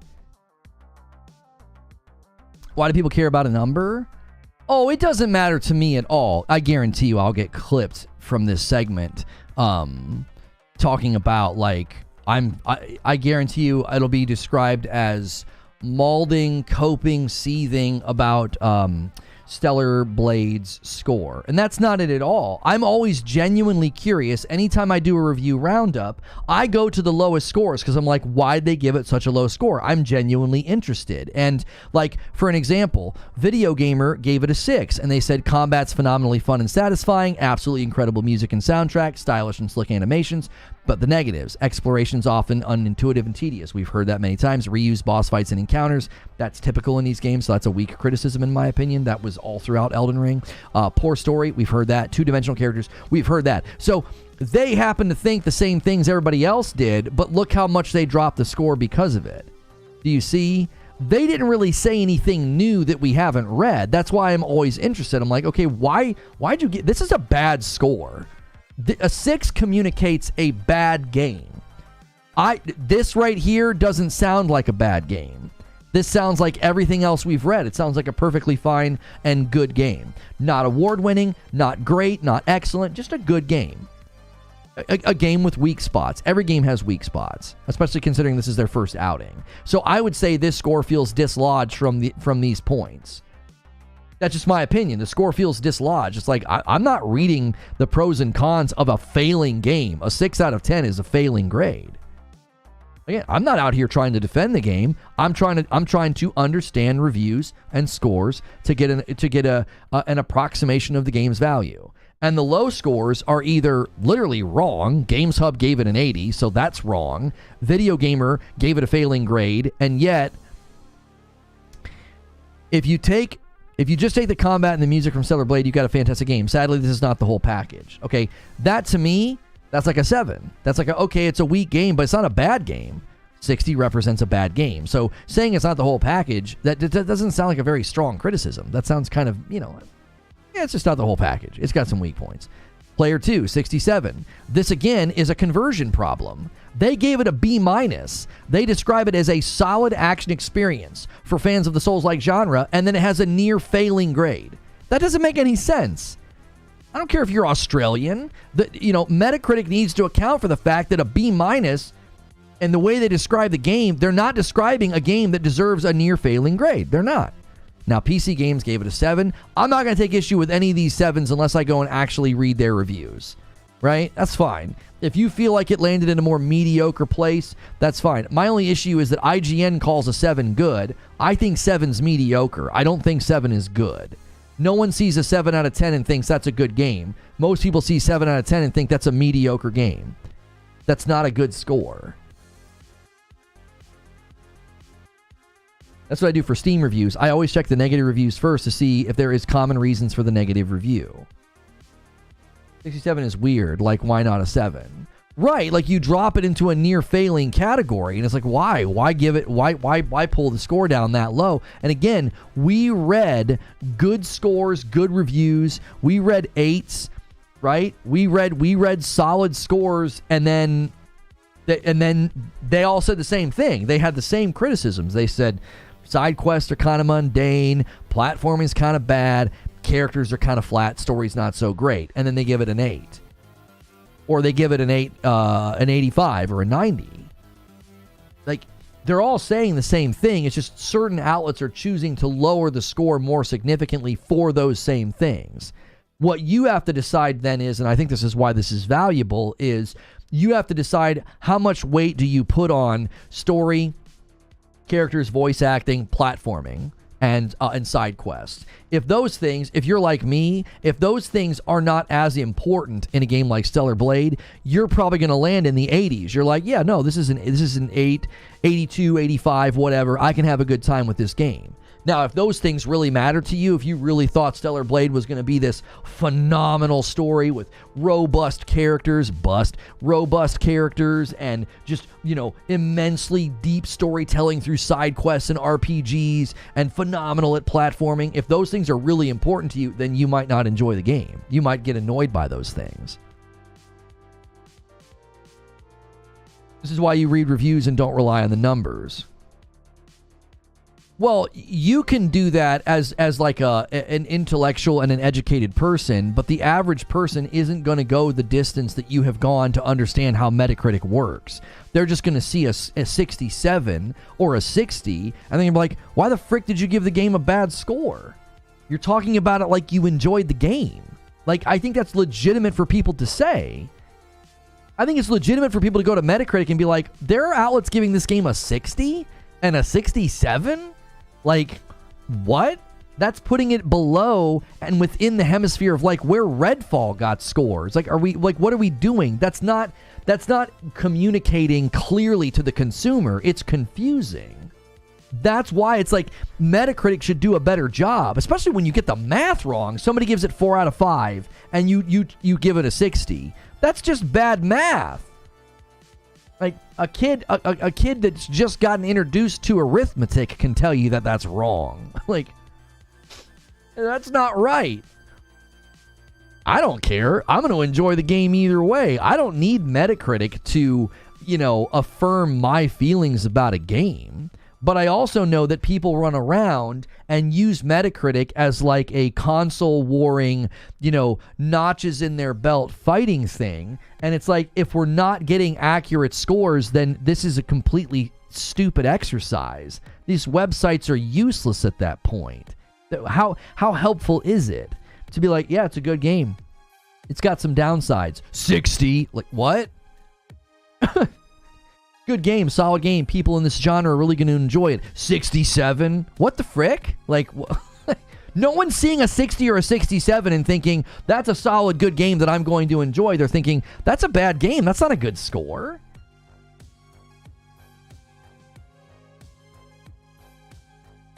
Did we stumble upon a potentially pervasive Metacritic problem? Yes.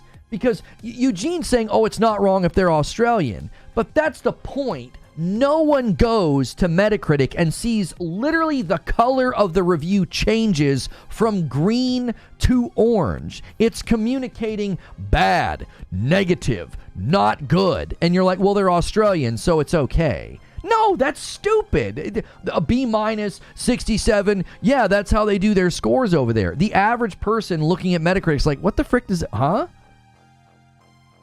You're advocating for a system that doesn't exist? You expect me to believe that the global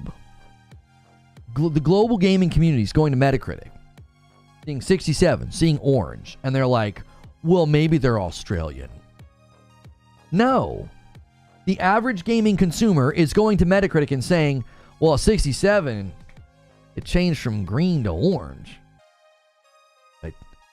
Like, what, is all of Australia using Metacritic and confused? They're like, what on, mate? What's all the fuss about? And then they go and they're like, this game's got a 67. It's a good game. Like, do you see what I'm saying? Like, I said it's a near failing grade. 67's a near failing grade. Come on, that's not a good score. An 8 for me isn't an 8 for you. Are you saying that any aggregator will have an inherent dysfunction? That's what I'm saying. Like, I don't understand. Metacritic also gives different weights to each review depending on where it's from. Why are we equating critical reviews to educational grading scales? They literally change the color when it drops out of the 80s. What are you talking about? They literally change the dadgum color. Because that's what they're trying to communicate. 80 and up is green, and when you drop out of that, your color changes. That's considered mixed. It's no longer green. It's like an orange. And then if you fall into the red, I mean, that's bad. That's so similar to the grading scale. Like, once you fall out of the 80s, it's like, I don't know, you didn't do so hot on that test. And then you fall even below that, and it's like, yeah, that's really bad. I work in education. 60s is D range. That's not failing. Every grading scale is different, though. F is usually the letter grade that indicates a student did not pass the class and is usually the numerical equivalent of a 64%. So if you're under 64, so like a 63, for example, courses that are not hard curved for is 59 or below. Yeah, it's not that like hard. Sometimes it's a 59 and below is an F. Sometimes a 64 and below is an F. It just depends on where you live. Grading scales fluctuate. So it's in certain instances, you're right. A 60 and above is a D. That's why I said it's a near failing grade. You're just above the failing grade line. It's like, yeah, if you fall out of the 60s, that's a fail. It's an F. 67 is not a good score. If I told you the restaurant downtown was a 67 out of 100, you going to go spend your money there? I don't care what country you're from. If I'm like, yeah, man, that steakhouse downtown, it's about a 67 out of 100. You're like, I can't wait to go drop $150 at that restaurant. You're not doing that. You're not. Below 70 failing is absurd. You might be debating somebody in chat. I'm saying it's a near failing grade. It's like if somebody gave a game like a 95, I'm like, that's a near perfect score. A 67 is a near failing grade. You take a couple more points off, and that thing's like right on, it's like teetering on the edge of 60, 59. It's like, oh my gosh, you're at the final threshold before fail. 95, you're at the final threshold before a perfect score. When you're in the 60s, you're near failing. When you're in the 90s, you're near perfect. You're on the threshold of the top, and over here, you're on the threshold of the bottom. You're not failing, you're not perfect, you're right near the edge. Yeah, how about those health codes they put on the front of the restaurant? You gonna go in and eat if it's a 67? Well, I'm from Australia, mate. No, you wouldn't. This is so conventionally easy to understand. It doesn't even need debated. People justify their scoring systems because they know they're going to get better click rates typically when they land on the more negative. Oh, it's a 7. Well, we say that's good. Oh, okay. Go eat at a restaurant that has a 70 on its health score then. Nobody needs that explained to them. They walk up to a restaurant and they're like, 98% from the health code. All right, let's go eat. Oh, it's got a 70. Well, according to IGN's scoring system, that's good. Go ahead, go eat. Go see what diseases you can catch and how much food poisoning you can handle. This doesn't need explained in any other circumstance. Testing scores, scores on restaurants, scores on movies. So if somebody gave a movie a 67, are you going to go see it? If somebody gets a 67 on Rotten Tomatoes, are you going to go see it? This is so dumb. It's only in video games do we make up all these arbitrary, like, well, they're from Australia, so if you divide it by 2 and it's a Tuesday, and if it's an IGN, they give a 7, and they think 7's good, and this outlet thinks a 7's mediocre, and this outlet thinks an 8 is great, but then a 9 is excellent, and a 10 is perfect. Shut the frick up. We understand what a 100 score scale means. We all know instinctively you're not going to eat at a restaurant that's got a 70. You're not going to go see a movie that's got a 70 from everybody. You're not going to go see a movie or eat at a restaurant or buy an album or buy a vacuum cleaner that has a 67 or a 7. You're not going to. You're not dumb. You get it. You're like, on a scale of 100, this vacuum cleaner's got a 70. This restaurant's got a 70. This movie's got a 70. That's not good. So cut the crap with this, like, well, our 7's good, but in every other universe, in every other part of existence, when we review something, we don't say, oh, no, that's good. I'm gonna eat at a restaurant that has a 7 for its health code, or a 7 on Yelp, or a 7 on this vacuum. No, you wouldn't. It would give you less confidence in the product.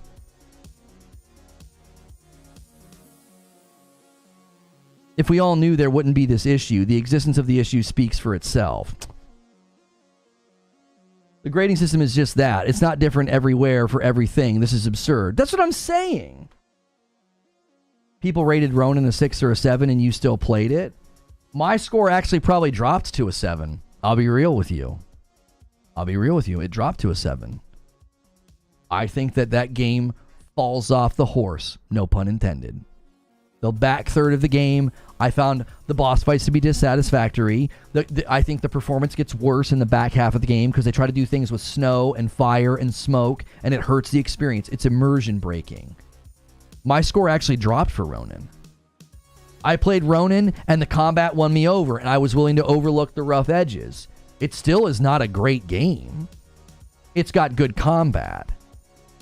46 hours of good combat. I expect the combat to really carry it. Story is actually pretty good too. The characters and the voice acting are quite good, I think.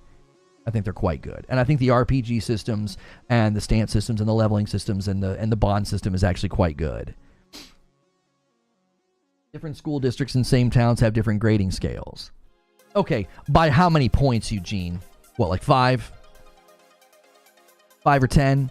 Is it really that confusing though? Is somebody in one town and another town going up to a restaurant and being like, well, they have an 88 from the health code department. What's that mean? Like, the letter changes to a B or whatever. Like, they have a 67. Well, maybe they're Australian. You can go downtown to all these restaurants and you see 98s and 100s from the health department, and then you see a 67. And you're like, I mean, maybe the owner's Australian, so that, this could be great. They corrected the score on Games Hub. All right, let me refresh. Yeah, I DM'd her. I was like, they don't have your score correct. Yeah, her score has now disappeared from the bottom. It's probably now a positive review.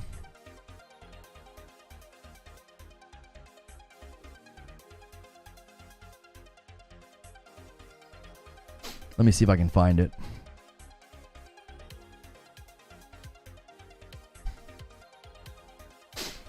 There's a lot of 90s. There's a lot of 90s in here I'm having to scroll through. A lot of 85s. See what I'm saying? Like, just a couple. That's what's crazy, too, about the way they do scores on here. Just a couple of those bad scores pulled it down. Like, it doesn't take much. That's why Metacritic is just such a weird way to be like, this game's got... That's why when a game gets a really good score on Metacritic, I'm like, holy moly, how hard is that to do? Because all it takes is a couple of bad scores, and it just tanks your overall.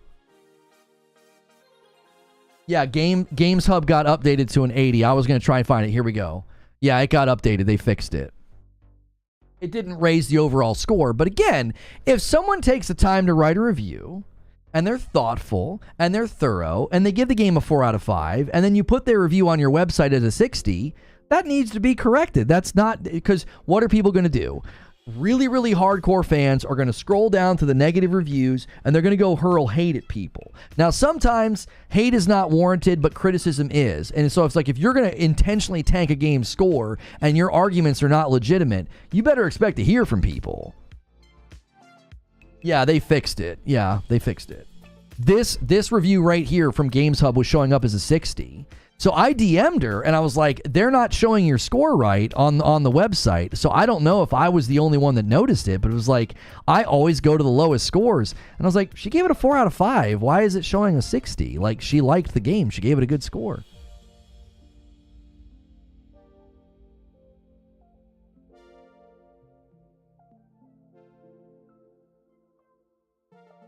The health department has a universal scoring system and applies to all places. There's not multiple health departments rating cleanliness. Okay, so again, if you heard that a movie got a 67% from like the audience, forget the critics, because sometimes the critics get it wrong. If I hear that a movie gets a 67% from the audience, I don't think that that's good. If a movie I'm really looking forward to gets a 70% from the audience, I'm not like, oh, that's a good game. On a 100 scoring scale, we don't need to know what city you're from or what country you're from. It's just conventional wisdom. Like, we just get it. It's just so painfully obvious. On a 100-point system, a 7 or a 70 or a 67, those aren't good scores. But according to us, it's good. Who cares about what you think? We're going with what everybody else generally thinks about scores on a scale of 1 to 100. You go to Rotten Tomatoes, you go to whatever music review outlet that you trust that aggregates scores on albums, and if it was like, yeah, the latest album from your favorite band is getting a 70% from everybody, you wouldn't say, man, that's going to be a banger. You'd be like, that's not a good score. Tons of great movies are 60 and lower on Rotten Tomatoes. It's art. What now you're getting into subjectivity. That's not what I'm talking about. You can like a movie or think it's great regardless of its score. You get an approximation of a product's value when you culminate what all of the people think about it. A vacuum cleaner on Amazon, a movie on Rotten Tomatoes, video games user scores on Steam. When everybody is saying it's a 7 out of 10, you get an approximation of the game's value. Now, that doesn't mean you can't enjoy it and conclude that you personally think it's higher than a 7 out of 10. I feel like you're speaking for me. I'm telling you I don't think that way. Why aren't you doing this for the 100s? What do you mean? Why am I not doing this for the 100s?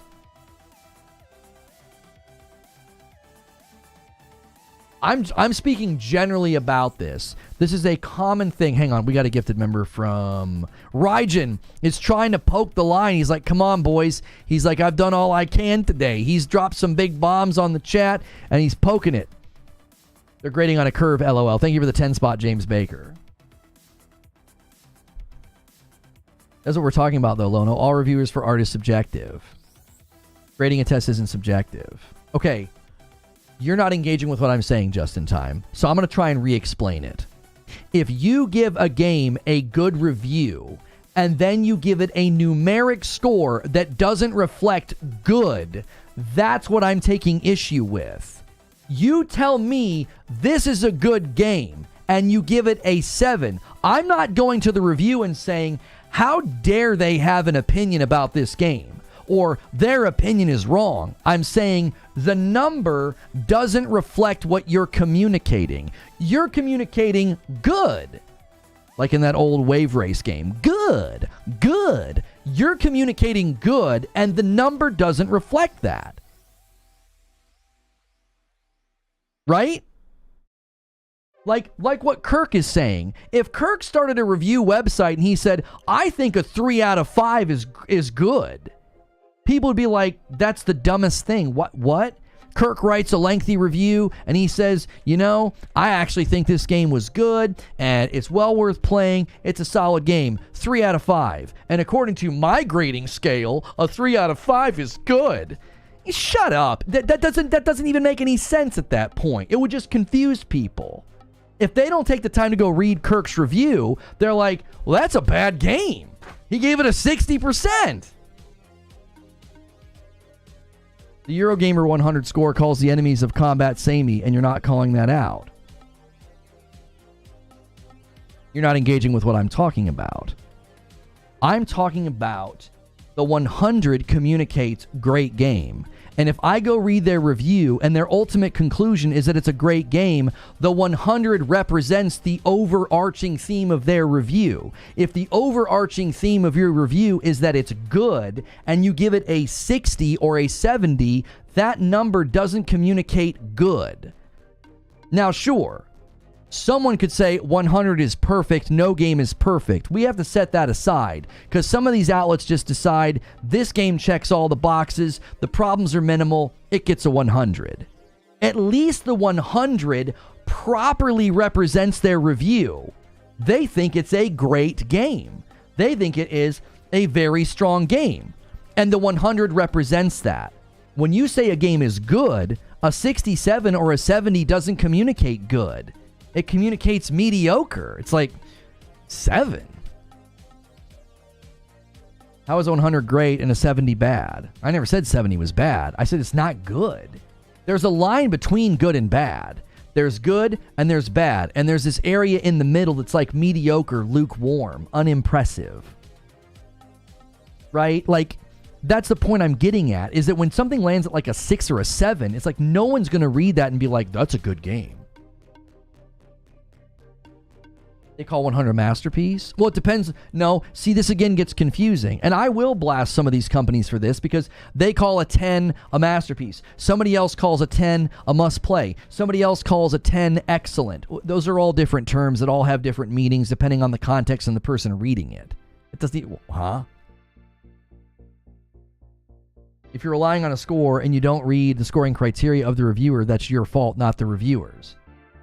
No, I don't agree with that because they take these scores and they aggregate them on websites that then fully represents or is attempting to give an approximation of the game's value. And what am I supposed to do? I'm supposed to scroll through 93 reviews and go to their individual scoring metrics and then somehow deduce from that, well, I should count their 90 as less weighted than this person's 90 because of what they actually mean by the 90. So like these guys mean 90 is good and these guys mean 90 is excellent. So now that I understand their scoring system, now I can sort of retroactively sort of rebake that into the 93, aggregate score average on Metacritic because now I fully understand 93 individual scoring systems all across the internet. That's insane. That no one's doing that.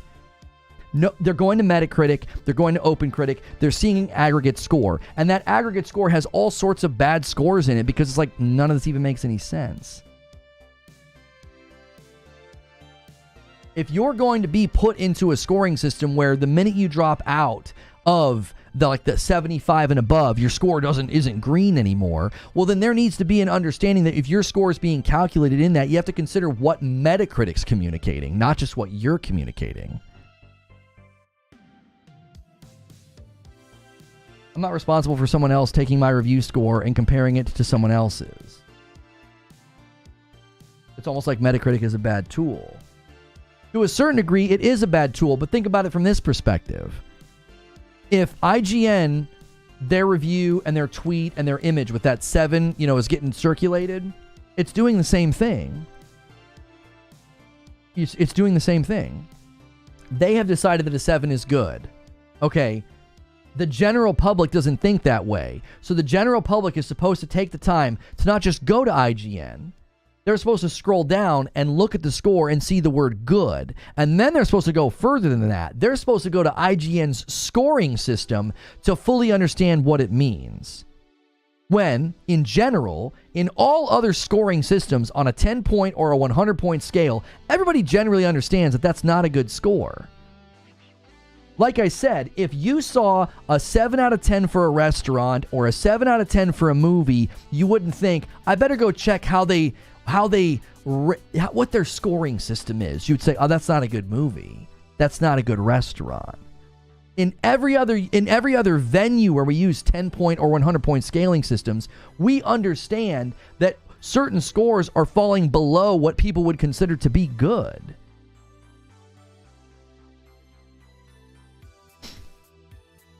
IGN has a scale that they've clearly laid out. They have no responsibility to score by anyone else's scale. I'm not saying they have a responsibility. I'm saying it is intentionally crafted in such a way to break from what people think because it drives clicks. It's not designed to be inherently clear and understandable and good. It's designed to drive clicks. Because then they always get to defend their 7s and be like, well, it's a 7 out of 10's good. I don't know why you're upset. They know what they're doing. You basically intentionally create a scoring scale that doesn't line up with virtually any other scoring scale of items out there. Just for fun, would you give me what you would call each range from 100 and down? I would probably break them into 5 points. Like a 95 and up is excellent or must play. A 90 to a 95 is great. And then all of 80 is good. Like, I think once you drop into the 80s, you're just a good game. There's no glaring problems. It's not crashing. It's not an abhorrent game, right? It's a good game. Once you drop out of the 80s, you're falling into mediocre, average, and lukewarm territory. Once you fall out of the 70s, you're a bad game. That's a bad game.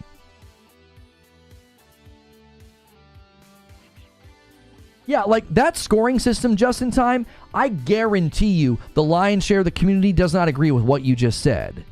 70 is good, 60 is decent, 50 is average, 40 is bad. Nobody in large quantities would agree with you. Once you get out of the 70s, nobody's saying, well, until it gets down to 40, that's when it's bad. Nobody's saying that. Once you fall out of the 70s, it's a bad game to the average consumer. Nobody's like, oh, did you see that game? It got a 68. Oh, that's a good game. I can't wait to play it. Nobody is saying that. I just disagree with you completely. You can disagree and be completely and utterly wrong.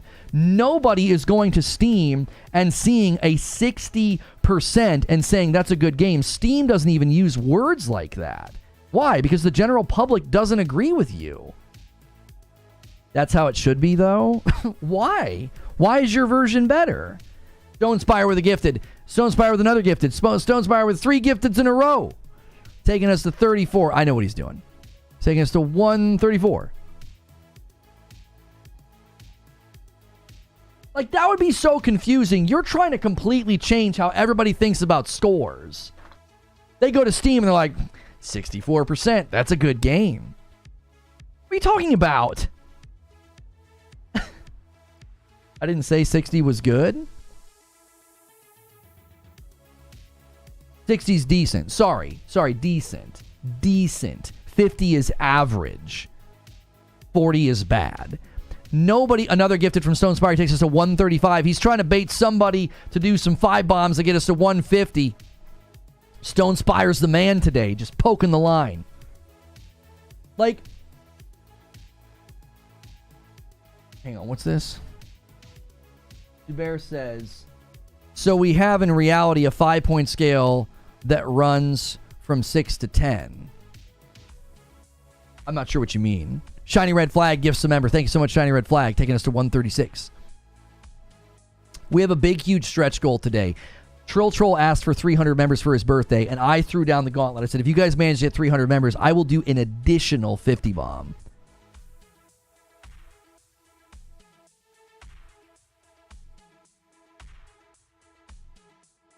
I don't even care about Stellar Blade. This is a larger discussion about scoring and how it's utterly confusing when everybody's using their own unique scoring metric and then getting an aggregate from Metacritic. Like, why wouldn't they reach out to Metacritic and be like, that doesn't represent our review? Like, if you're going to allow your review to be clickable and usable on Metacritic, then you should be like, yeah, we gave it a good score. We thought the game was good, and you have us over there at a 60 or a 67? That doesn't represent our score. Wade says, you can't conflate a health rating or a grade to a review score. A grade is a measure against a standard, and you lose points when the standard isn't met. A review score is purely subjective. That's what I'm saying. Like, they're using a scoring system that commonly, in most scenarios, like you're saying, it's a 10-point or a 100-point scoring system, and once you drop so low, you are literally near a failing grade when you're in the 60s. No one's looking at a 60s near failing grade and being like, that's decent. Nobody's saying that. In all these other venues, whether it's a test score or the scoring of a restaurant or the scoring of a movie or the scoring of music, no one is going to say a 60 is decent. You're trying to create a whole new scoring system that would be unfamiliar and weird just because, oh, but I think that's how it should be in gaming. Well, why?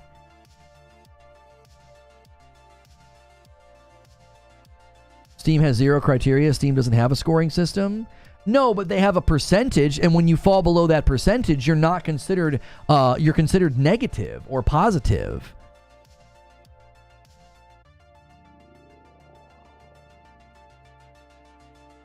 Like when you go to Starfield,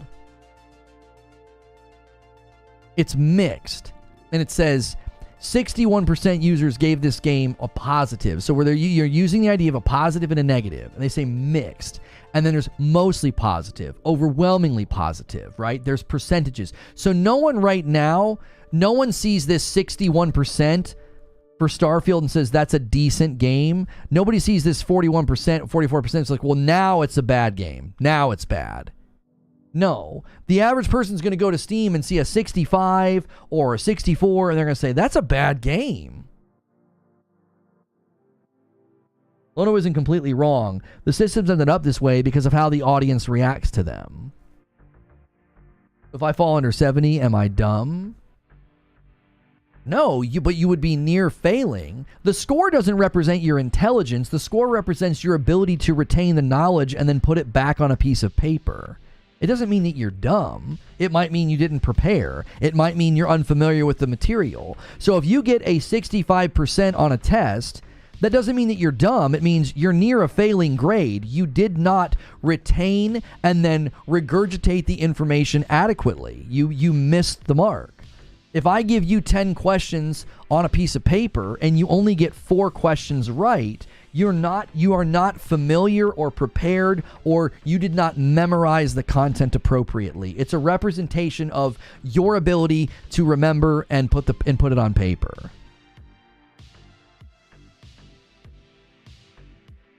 '70 isn't near failing in all our countries. I didn't say that. I said 60s is near failing.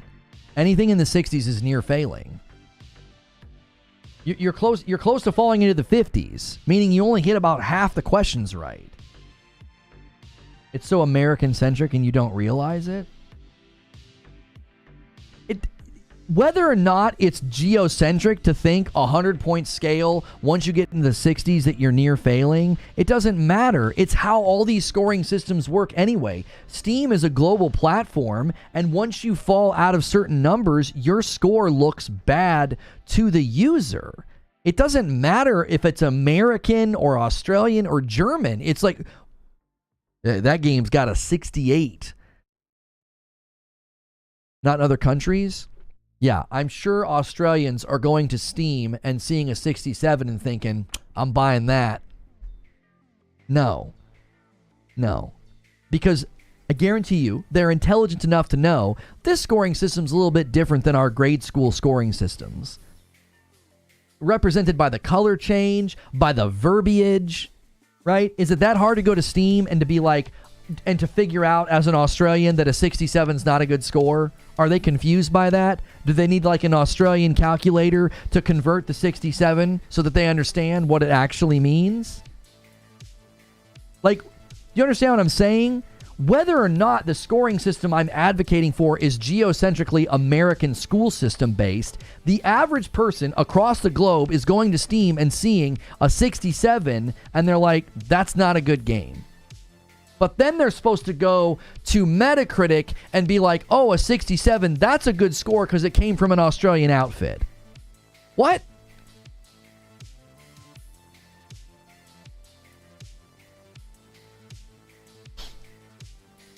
What did Zuby say? I can't. Zubair said, if I can reface his argument, the scores relative to other scores do speak to consumers. A 67 game is way below a Baldur's Gate 3 97. Steam is merely a percentage of thumbs up or down. Right, but people still get it.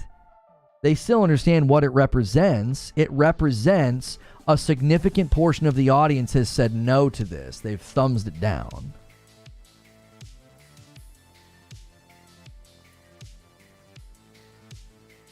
$67 on Steam means more people thumbed up than down. Sure. But again, no one's going to look at that and say, the majority of the people liked it. Like, you're not trying to get a vote to pass through Congress. You're trying to determine if it's a good game or not. You're trying to determine whether or not it's a good game. And you're not going to say 67%. Well, the majority gave it a thumbs up. So let's dive in. You can't compare Steam scores to any other system? Sure, Eugene. Sure. So if something gets a 67 on Metacritic, are Australians confused? They're like, 67%, that's a good score. No, they're not. It's crystal clear. The color of the box changes. It doesn't get the must play stamp. If an Australian goes to Metacritic and sees that a game's overall score from the critics is a 67, they're not saying, well, there's a good game. They wouldn't say that. They understand how the scoring system on Metacritic works. So if Metacritic is going to grab a 67 from an Australian outfit and not convert that into how their 100-point system works, then that's broken. That doesn't work. That doesn't properly represent what the Australian author wrote. You can't compare one review to another. There's no consensus, which is why Metacritic and OpenCritic then are not helpful at some level then. I mean, it's not like there's this ocean of Australian reviews that are pouring in the 60s that are dragging the score down, and they're like, why is everybody mad at us? Those are good scores. Like, I understand that it's not this massive problem, but it doesn't give you an accurate picture, because it's like, well, why did this outfit score it so low? And they're like, we didn't score it low.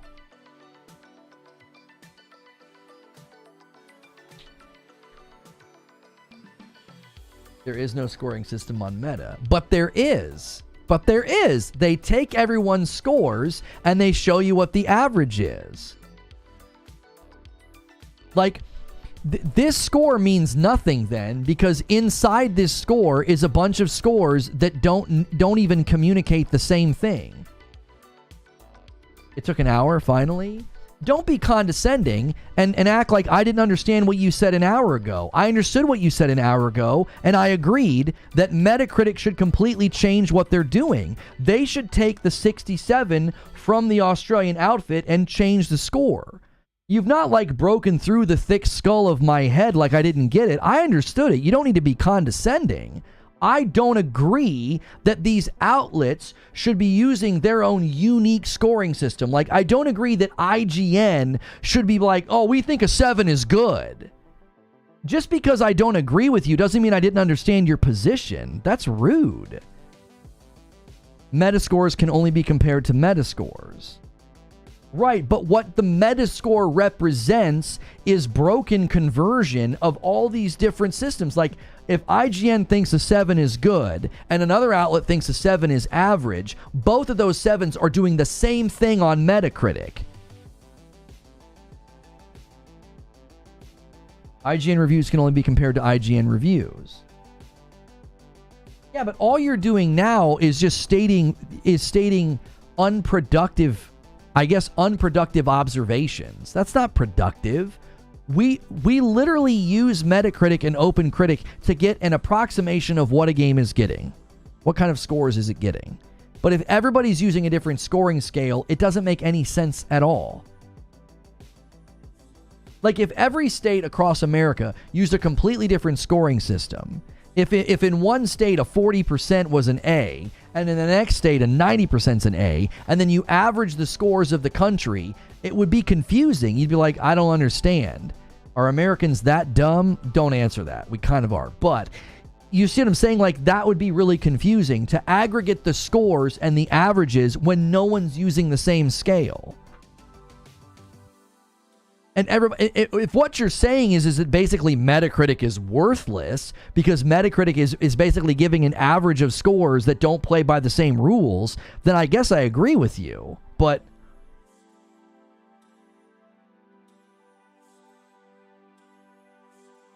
I feel like this discussion is giving a lot of people PTSD from bringing home their report card. People are just arguing to argue at this point. If a restaurant has a 67, are you eating there? Because I'm not.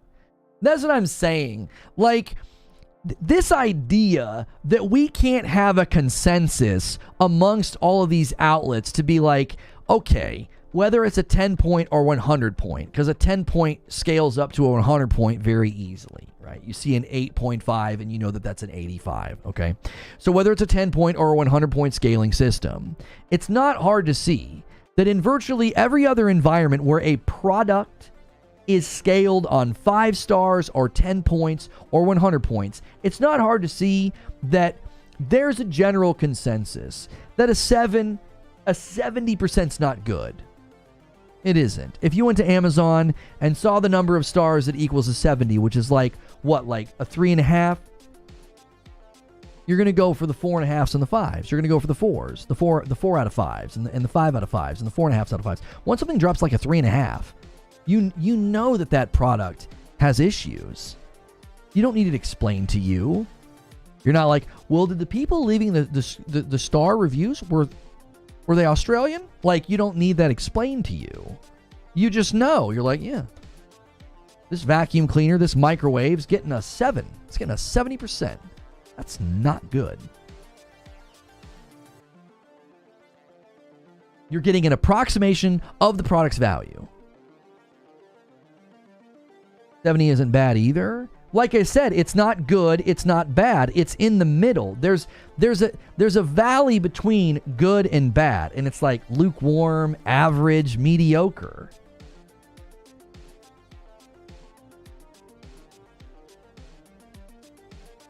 I have to push back on that. 7 in game scores and considered good, commendable effort. That's the consensus.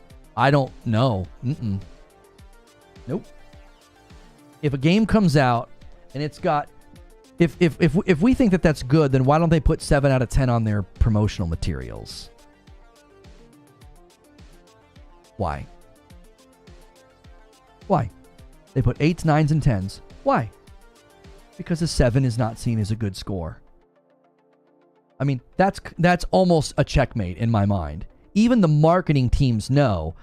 They're not like, you know, when they put like ding, ding, ding, ding, ding, ding, ding, and they put all those scores, they're not like 7, 7, 7, 70%, 7, 7, 7. Like, yeah, dude, we got a bunch of 7s. We're a good game. No, they put 8s and 9s and 10s. Because they know once something touches 7, it's not considered good. It's like, that's mediocre, that's average. Consumer confidence is going to start shaking a little bit. You're like, if the overall score on Metacritic right now for Stellar Blade wasn't an 82, if that was a 70 or a 71, would we be sitting here, it's a good game? No, we'd be like, ooh. That's not a good score. It's getting close to bad. If a 10 out of 10 microwave has unnecessary crap like Wi-Fi, connection to my phone, I don't need that. A 7 out of 10 can be good enough. Not everyone buys a 10 out of 10. Right, but that's your decision as the consumer. Those scores still have a value to you. It gives you an approximation of the product's value. 7 means worth playing good. If you're making the argument that's not incredibly marketable, I can see that entirely. And again, that's subjective to you, that a 7 means worth playing and good. If right now Stellar Blade had a 71% on Metacritic, I don't think we'd be saying that. Oh, that's a good score. That's a good game. No. The minute we know this to be true, this seems so weird that we're even having this debate. We know this to be true. Once something drops out of the 80s, people are like, that's probably not a very good game. That doesn't mean you can't have a good time. I'm not calling it trash. Don't deal in hyperbole. Don't be so dichotomous. I'm simply saying not good. You guys are falling into the trap that those trolls did the one day, where I said that the Star Wars game looked not good, and they said that I called it trash. No. How's that game doing, by the way? Not good, right? Because it didn't look good. And it still doesn't look good. Because it's not. Clip that. Seriously, once something falls into the low 70s, you're not going to call that good. You're going to be like, it's probably an average game. You know, it's probably kind of mediocre. It's not going to get any award nominations. You know, it's probably not going to have super strong sales. You know? I gave Pacific Drive and NHL 24 7s, and those are good games. Right. All you're doing is explaining to me your scoring system. I'm explaining to you what the general consensus from the consumer is. The general consensus from the consumer, when they see a 7 out of 10, they don't say, oh, that's good. They say, they're not going to say bad. They're not going to say trash. They're going to say, that sounds like it might be kind of average, kind of lukewarm. Maybe kind of mediocre. There's a like I said, there's a valley. There's a valley. Once you drop out of the 80s, there's just this indistinct valley of like, it's kind of mush. It's not bad. It's not good. It's just kind of a game. It's just a video game. It's just another game that you could play. You may or may not like it. There's some things you may or may not like, right? Like once you drop into that valley, that's why I'm like, it's just confusing for people to be like, yeah, no, 7's a good game. Good? Good as a value assessment means this is worth your time and this is worth you playing it. It's a good game, because good has its antithesis in bad, right? So if it's good, that means it's not bad. So when we think of a bad game, we think of a game that you would not play. It's buggy, it's broken, you know, it's glitchy, it's not fun, whatever the case may be. And if something is the antithesis of that, if it's not bad and it is good, that means you should buy this. That's an endorsement. Thank you, Kirk Mason. I disagree with you. My son got a 74 in honors English. He told me that was good. Well, I mean, that's contextual to the student. That's contextual to the content. You know, if your kid's doing his absolute best and he's in like advanced physics or algebra or something and he gets like a 74, you might be really proud of that kid. If your kid is borderline genius and he gets a 74 in basic algebra, you'd be like, what are you doing? Are you goofing off in class? Are you not paying attention?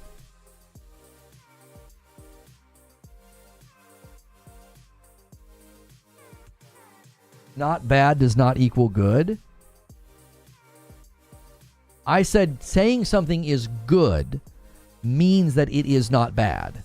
That's what the word good communicates. The word good in rating something, if I tell you that the food was good, I'm telling you it's not its antithesis. It's not bad. It's good. Saying the word good is a stamp of approval.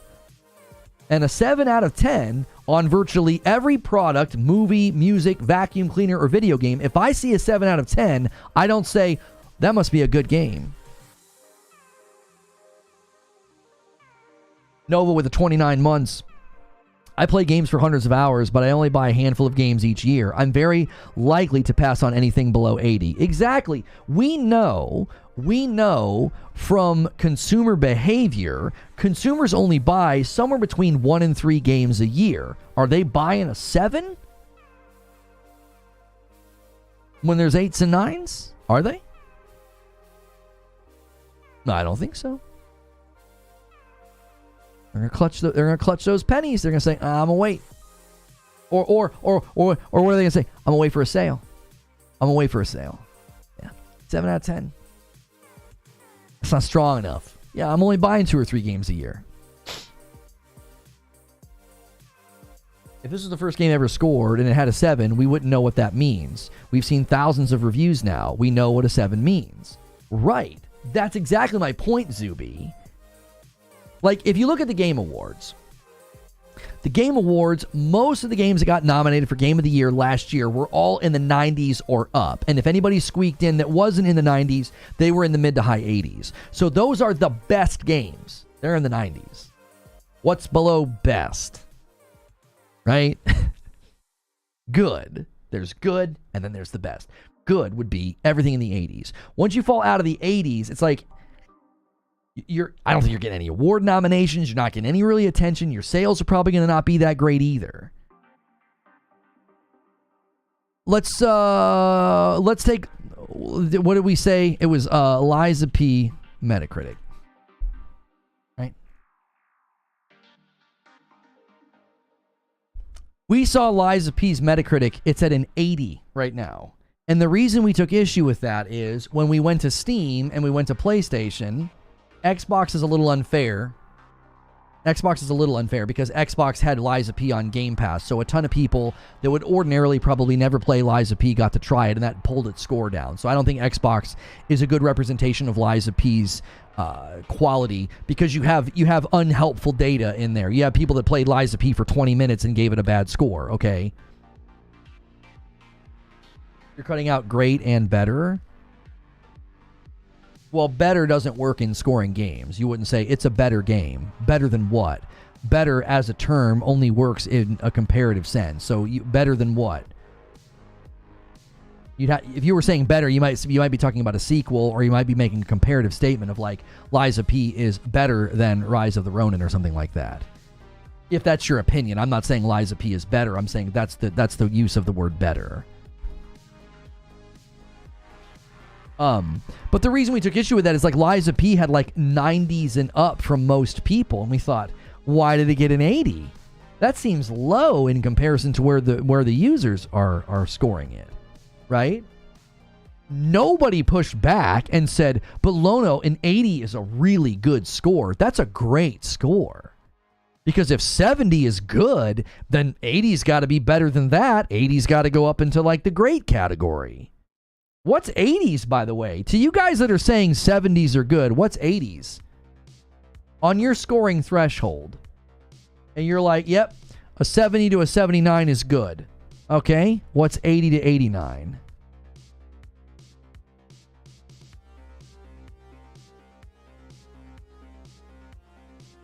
I just don't see how IGN can say 7 is good, 8 is great, this is amazing, this is a masterpiece. They lay it out verbatim, and then people are like, nuh-uh, 7 is mid. Because they know what they're doing, Kirk. You're being contradictory, by the way, Kirk, because earlier you said, well, what if I call 3 good? Let me do my own scoring. Let me do my own scoring system then. I'll do my own scoring system. I'll say that a 4 out of 10 is good. And when people get confused and upset, and they're like, I don't understand, you really liked that game and you gave it a 4, and then your score goes over to Metacritic and it's a 40%, and it pulls the overall score of the game down. And I'm like, well, I don't see what the problem is. I have a tutorial right here on my website, and it clearly explains it, that a 4 out of 10 is good. I mean, I understand that conventional wisdom and the basic observation of scoring structures in virtually every other hemisphere of consumer products being graded by the consumer, this basically breaks from that, and then it goes into an aggregate scoring system on Metacritic and OpenCritic and pulls the score down unfairly. But I mean, this is exactly how I score my game, so what's the problem?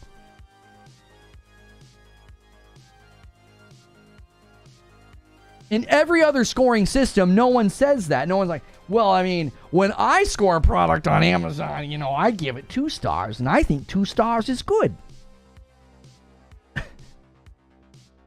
You couldn't come up with 6 other words? Do you know who you're talking to? I couldn't come up with 6 other words? I talk for a living. I'm pretty sure I could muster together 6 quality adjectives to get from 4 to 10. I'm fine, Zubair. I'm fine. I think the entire thing is absurd because to me, it's so blatantly obvious that if something had a 70% from every outlet, right? Every outlet, every place. Yeah. Oh man, this is amazing. This is a 70. No one would say that. They'd be like, that's not a very good game. A 70?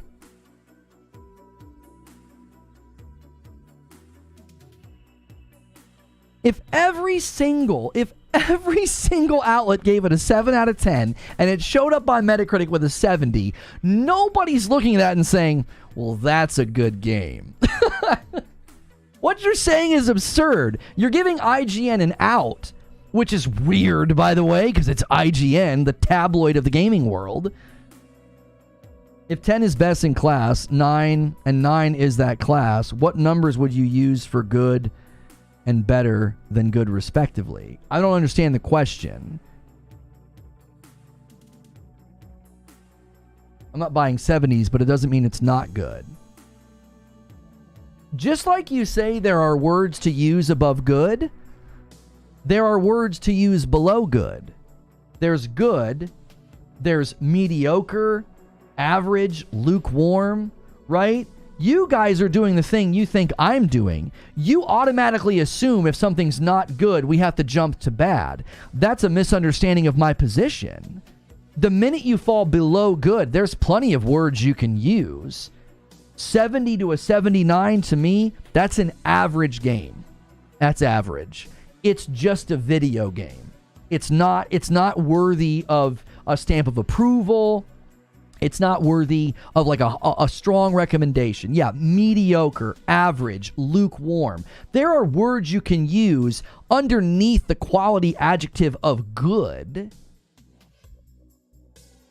And then you go down from there. You would have good, average, mediocre, subpar, bad. Like bing, bing, bing, bing, bing. I just made that up off the top of my head. Like below good. Because once you fall below good, it's not automatically bad. It's not very good. It's kind of average.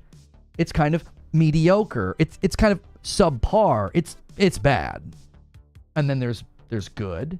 Then there's great. And then there's excellent. Like, it's that simple. Like, I feel like this doesn't need to be that complicated. Like, a 95 and up is excellent. A 90 to a 95 is great.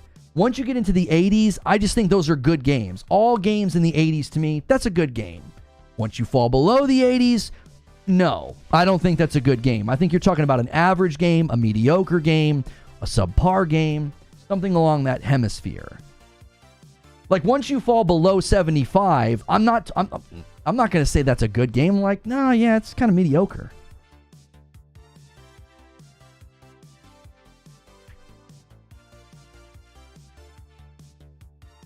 Sandland. Oh, I forgot Sandland came out. Sandland is also getting 9s, 8s, 3.8. That's such a weird score. 8.5. IGN gave it a 6. Wow, IGN really broke from the crowd there. I'm seeing a lot of 4s and 5s and 80s, and they gave it a 6. So it's landing with a 74 on OpenCritic and a 74 on Metacritic. Thank you, True Witty, for the 2-spot. Meta is bad for games. I play low metas that are good.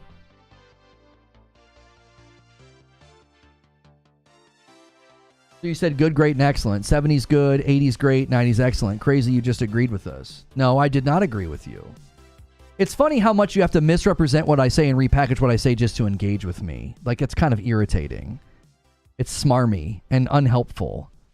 Like, just engage with what I'm saying. Like, that just comes off as like you're just trying to waste time or irritate me. Like, it doesn't feel like you're genuinely having a conversation. I said 95 and up is excellent.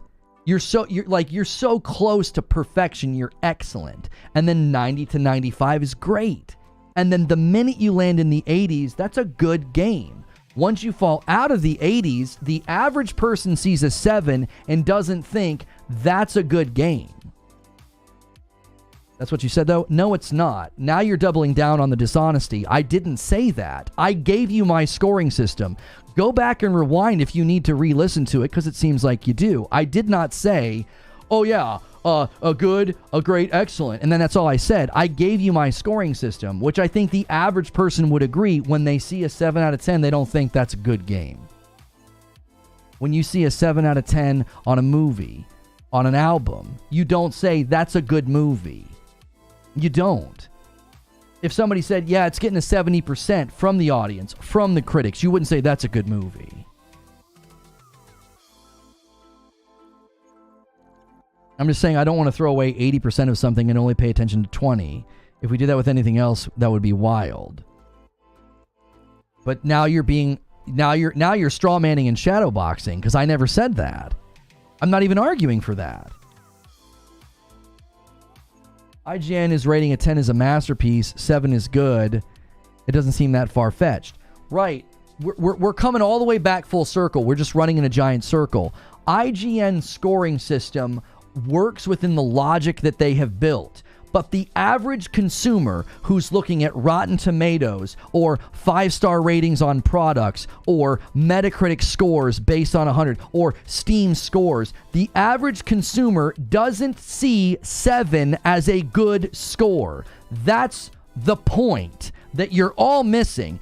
I cannot believe the length you guys are going to defend IGN of all platforms. IGN's scoring system works within itself, but when you go to the rest of the market and you go to the rest of the way that things are scored, nobody would say 7 out of 10 is good. They would say that's average, that's mediocre, that's lukewarm. A 7 out of 10 movie, 7 out of 10 album, a 70% on a product on Amazon. Nobody would say that's good.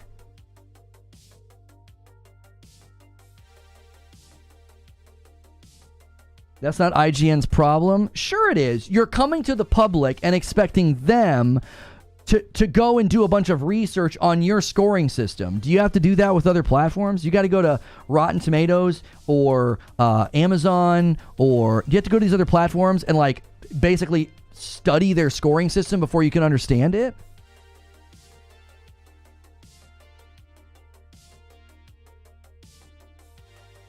You understand what I'm saying? It is their problem. They're coming to the public and they're using a scoring system that basically breaks from... And you know what proves me right? This is what proves me right. Every single time IGN gives something a 7, they have to defend it. Why? Because the average consumer doesn't think that way. That's proving my point. The fact that they have an article, the fact that they have a blog post about this, the fact that they just tweeted 7 means good, it's proving my point.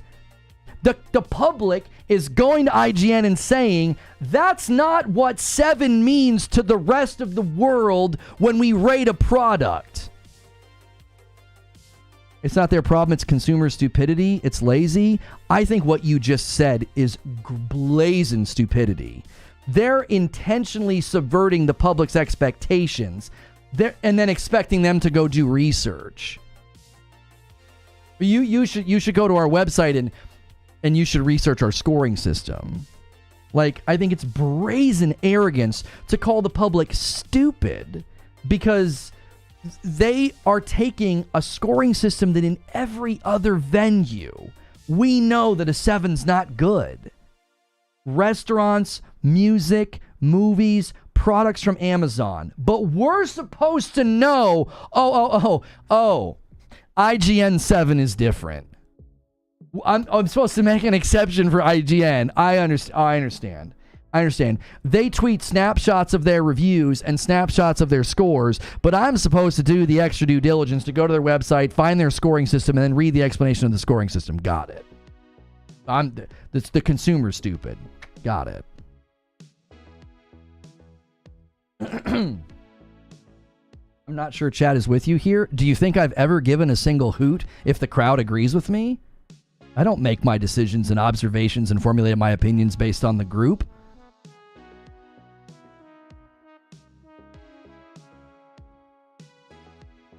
I'm not defending them. They make plenty of terrible takes in justifying their scores. I'm just saying most folks think 10 out of 10, 100 out of 100 is an incredible masterpiece. 7 out of any of those scales should be considered good.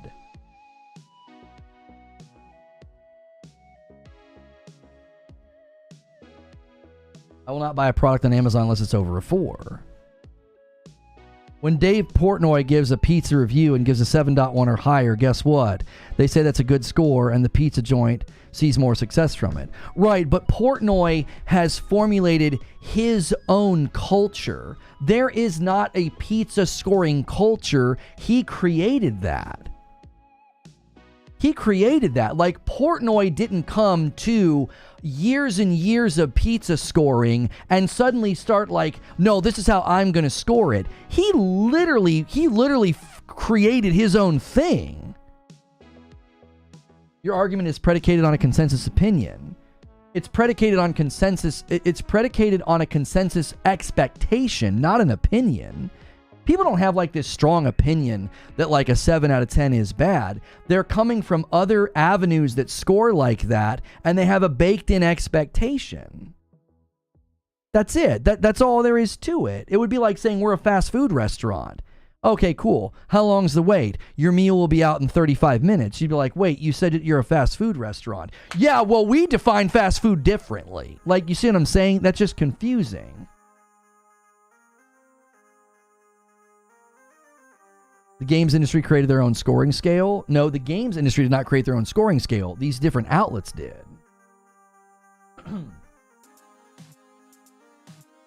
We have to be done. I don't want this to be longer than 3 hours. All right, you guys didn't hit the stretch goal. Well, you have 2 minutes to hit the stretch goal. You need 180 members to hit the stretch goal. We need to go to writer's room. I can't believe we went 3 hours. What would I rate fast food, though? Do you not eat it? You're not going to get me in some gotcha with your questions where you think you're going to make me contradict myself. I know that's what you're trying to do. You're wanting me to, what, assign a score to fast food? That doesn't even make any sense. Fast food as a topic, I'm supposed to just assign a score to? You're attempting to create some moment where you're like, aha, I gotcha. There is no gotcha here. When I go to eat or to buy a movie or to buy a product from Amazon, I'm consistent on this. If something's at like a 7 or down, if it's below 80, I'm not going to buy that product. I'm not confident in the product. I have an approximation of the product's value, and it falls below the threshold of good. And I guarantee you, the market backs me on this. The sales of products on Amazon, the sales of video games or music albums or movies. I guarantee you there is a direct correlation between the movies that are above an 80 and movies that are a 70 being higher and lower because the market responds to those scores accordingly. They're not saying, oh, that movie's a 70. I can't wait to go see that. A 70 is a good movie. You said people don't eat at restaurants below 70. No, I didn't. Like I said, you've just been straw manning and shadow boxing all day. Now you're just misquoting me. For like the third time today, you're misquoting me. I didn't say people don't eat at restaurants below 70. I said if it had a 70 from the health department, you wouldn't eat there. You'd be like, that's not a good score. That's what I said. You're just shadow boxing. You're not even engaging with what I'm saying. Like, imagine coming to a stream where the debate and the argument's happening, and there's point by point and back and forth, and you've now 4 times in a row just completely misquoted me. Like, in the words of all the FromSoft boys, get good. Like, you're bad at this. Engage with what I'm saying. If you got a 70% out front from the health department, you're not going to go in there and eat. That's the point. In all other venues, if you see grades like that, you're going to be like, dude, I'm not eating that. We got to get to writer's room. You might have gotten a membership today or this week. We've been pushing members hard. Huge day today. This is the segment where we plan the next day's shows, and all gifted members now get the opportunity to come to this content. And I'm going to end the previous stream where we were talking about Stellar Blade reviews, and I need to change that thumbnail as well. I like to keep my streams under 3 hours, and we got right up against the line there.